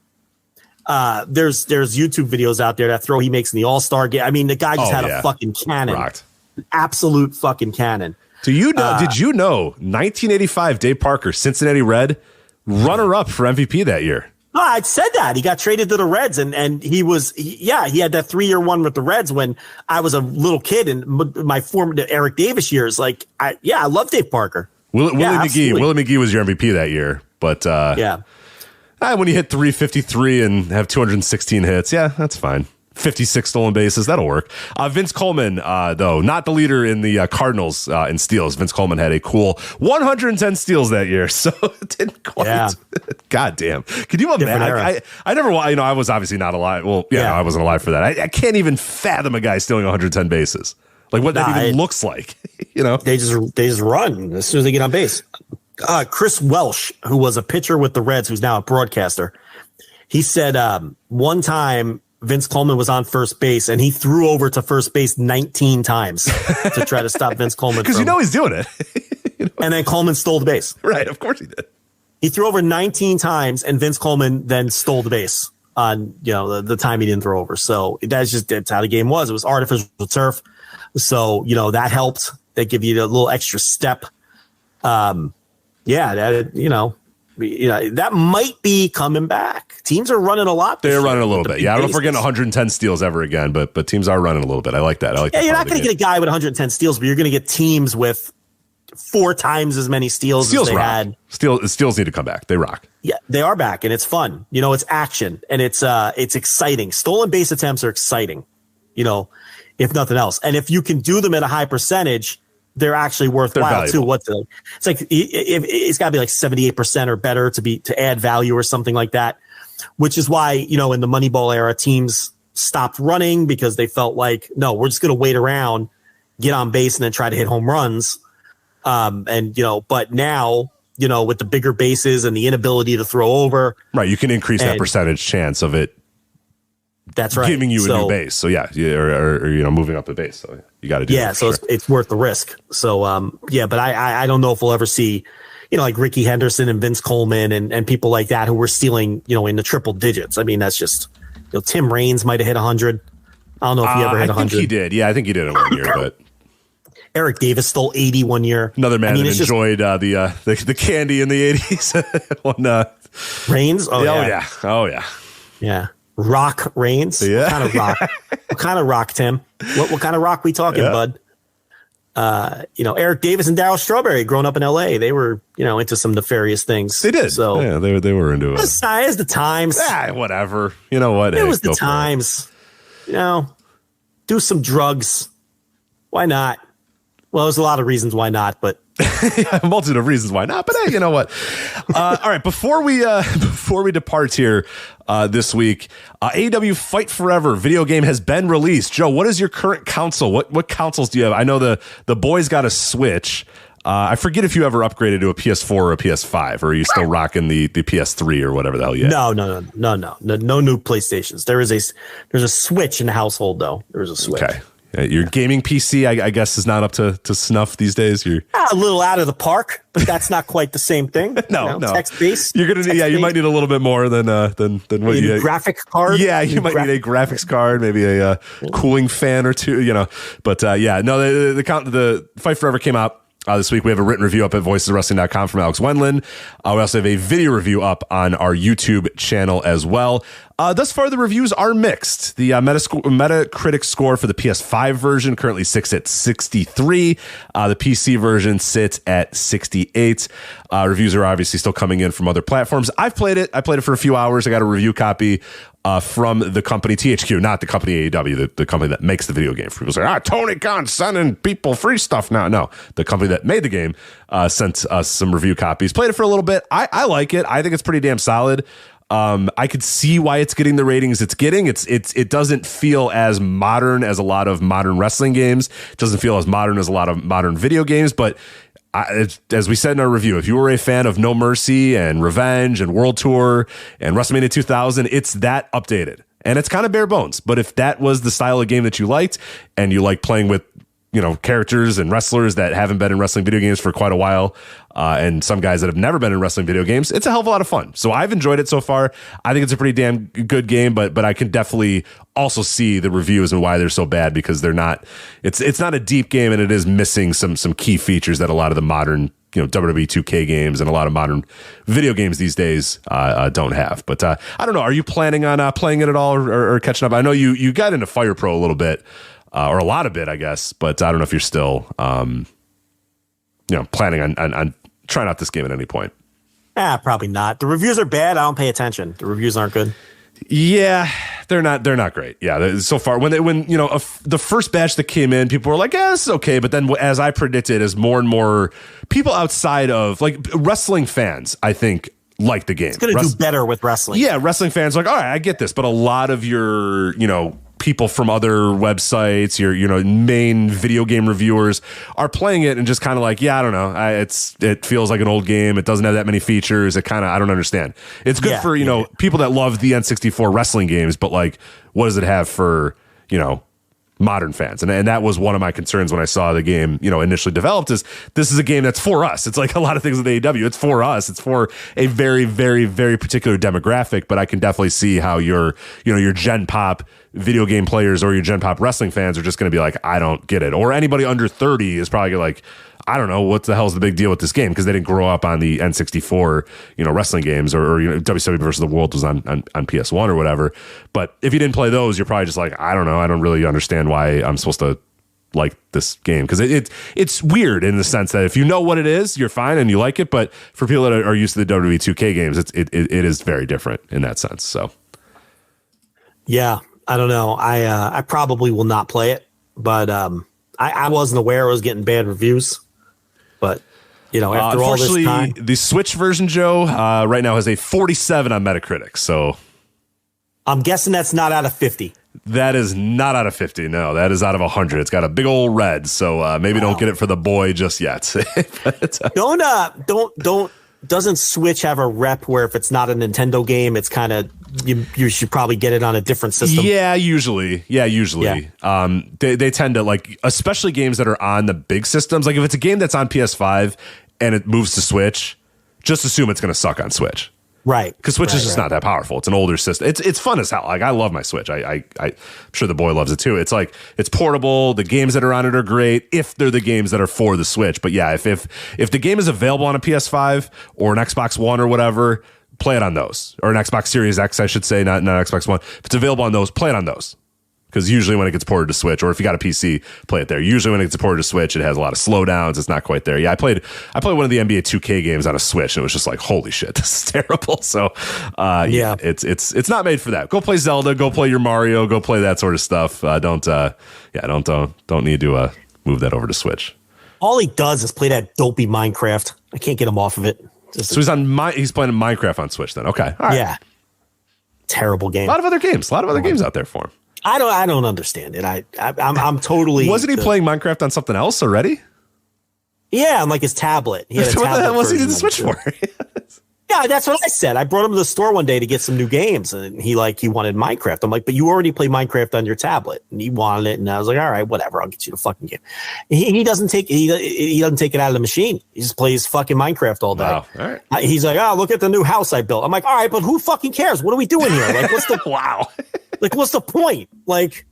He's like, oh, look, it's my crafting table. I'm like, what? You winning yet? Or that's what Joseph Are you winning, son? Yeah, like, right. I don't understand. Like, he's showing me like a crafting table. I'm like, what kind of game is this? You have a crafting table? It's a very, you should be happy. He's learning life things on there. That's good. But I don't know. Well, then I looked it up. I'm like, there has to be a way to like achieve something in this game. Like there has to be a way to there's a monster that comes every so often, I think. It's okay. So you have to play on. He plays peaceful mode or something, and he just likes building shit. Okay. But there's another mode to play on. I forget what it's called. And the goal is to beat the Ender Dragon. Yes. Like that's how you beat the game. Yes. So I told him that. I said, I was like, look, because I'm always like, well, what's the goal? Can you beat the game? He's like, no, you don't understand. I'm like, well, how many points do you have? He's like, what are you talking about? Like, I'm like, well, then what's the goal here? There's no points. You don't beat the game. So I was like, there's got to be a way to beat the game. So I looked it up and I showed him. I was like, look, you got to beat the Ender Dragon. He's like, I don't like to play that way. I like to play because he doesn't like, because you like get attacked and stuff. Like you have, right. He likes the sandbox mode. He likes the sandbox mode. He likes to build. Right. You get like a health bar. He doesn't like want to do that. He just wants to build shit and then come over and show me and I have to pretend I'm impressed, but I'm never impressed. Man. Like he builds like these houses. They all look the same. He's like, no, man. Look at this one. I used, he like, I don't know, like secret hatches. And then there's a bed. I'm like, well, what's the point of the bed? He's like, well, it's to rest. I'm like, rest for what? You don't do anything in this game. Like, like, I get frustrated, you know? And TLB's like, leave him alone. He's having fun. I'm like, I don't understand. I don't understand the game. Like, what's not for you, Joe. It's not for you, Joe. It's clearly not for me. It's clearly not for me. I take it you weren't a big SimCity fan back in the day. You didn't like building a city. I understood the goal of SimCity. I guess, yeah, that's true. There's a goal there, you know? I played those. This doesn't have any fucking goal. I don't know what they're doing. Mining for... It's getting a generation of workers ready to go into that. It feels like an infiltration to just try to get kids to be like, yeah, I'm going to become a miner. I'm gonna go work in a mine and build houses. And it's just trying to get people ready for their trades as they grow old. So well, here's what I did. I did some research and I got them the Lego Worlds game. Okay. Yeah. Which is very similar to the Minecraft. Because you have to build and be creative and problem solve and shit like that, right? But it has a goal. You got to collect like the gold blocks. Then you can advance to the next world. Like there's something to do. And I'm like, this is great because it has all the appeal of Minecraft, but he's actually achieving something. Right. Hated it. He's not just fucking around on his crafting table or whatever the fuck he's doing in the other game. He plays it a little, but always right back to the Minecraft. I don't understand. The other game even looks better. Minecraft looks like shit. Yeah, it looks like garbage. Yeah. I'll fully admit that the one time I played Minecraft, I played it for like 5 minutes and I was like, I don't understand. And this game looks like shit. So I stopped playing it. So it really fucking sucks. I don't understand the appeal. I tell him all the time. I think it stinks. I don't say sucks to him. I say it stinks. I'm like, this game stinks. Why are you playing it? And he just, he doesn't care. Well, snatch that Switch from him and play AEW Fight Forever, and it's 47 rating if you want. But again, we have a review. We went 4 out of 5 with our review. Alex went 4 out of 5. That is available on voicesofwrestling.com as well as our YouTube channel. But that is it for us. I'm also planning on doing some streaming of the game very soon as well. So keep an eye on our YouTube channel. Keep an eye on our Patreon.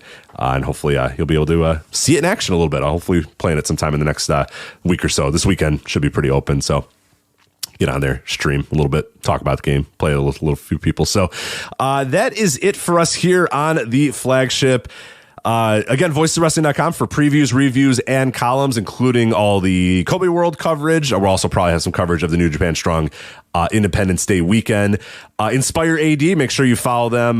Make sure you follow Biss on Twitter at BissSays. Also go to Inspire A.D., Inspire After Death. .com. Make sure you are subscribed to independentwrestling.tv to watch that Beyond Ecstasy of Gold July 9th.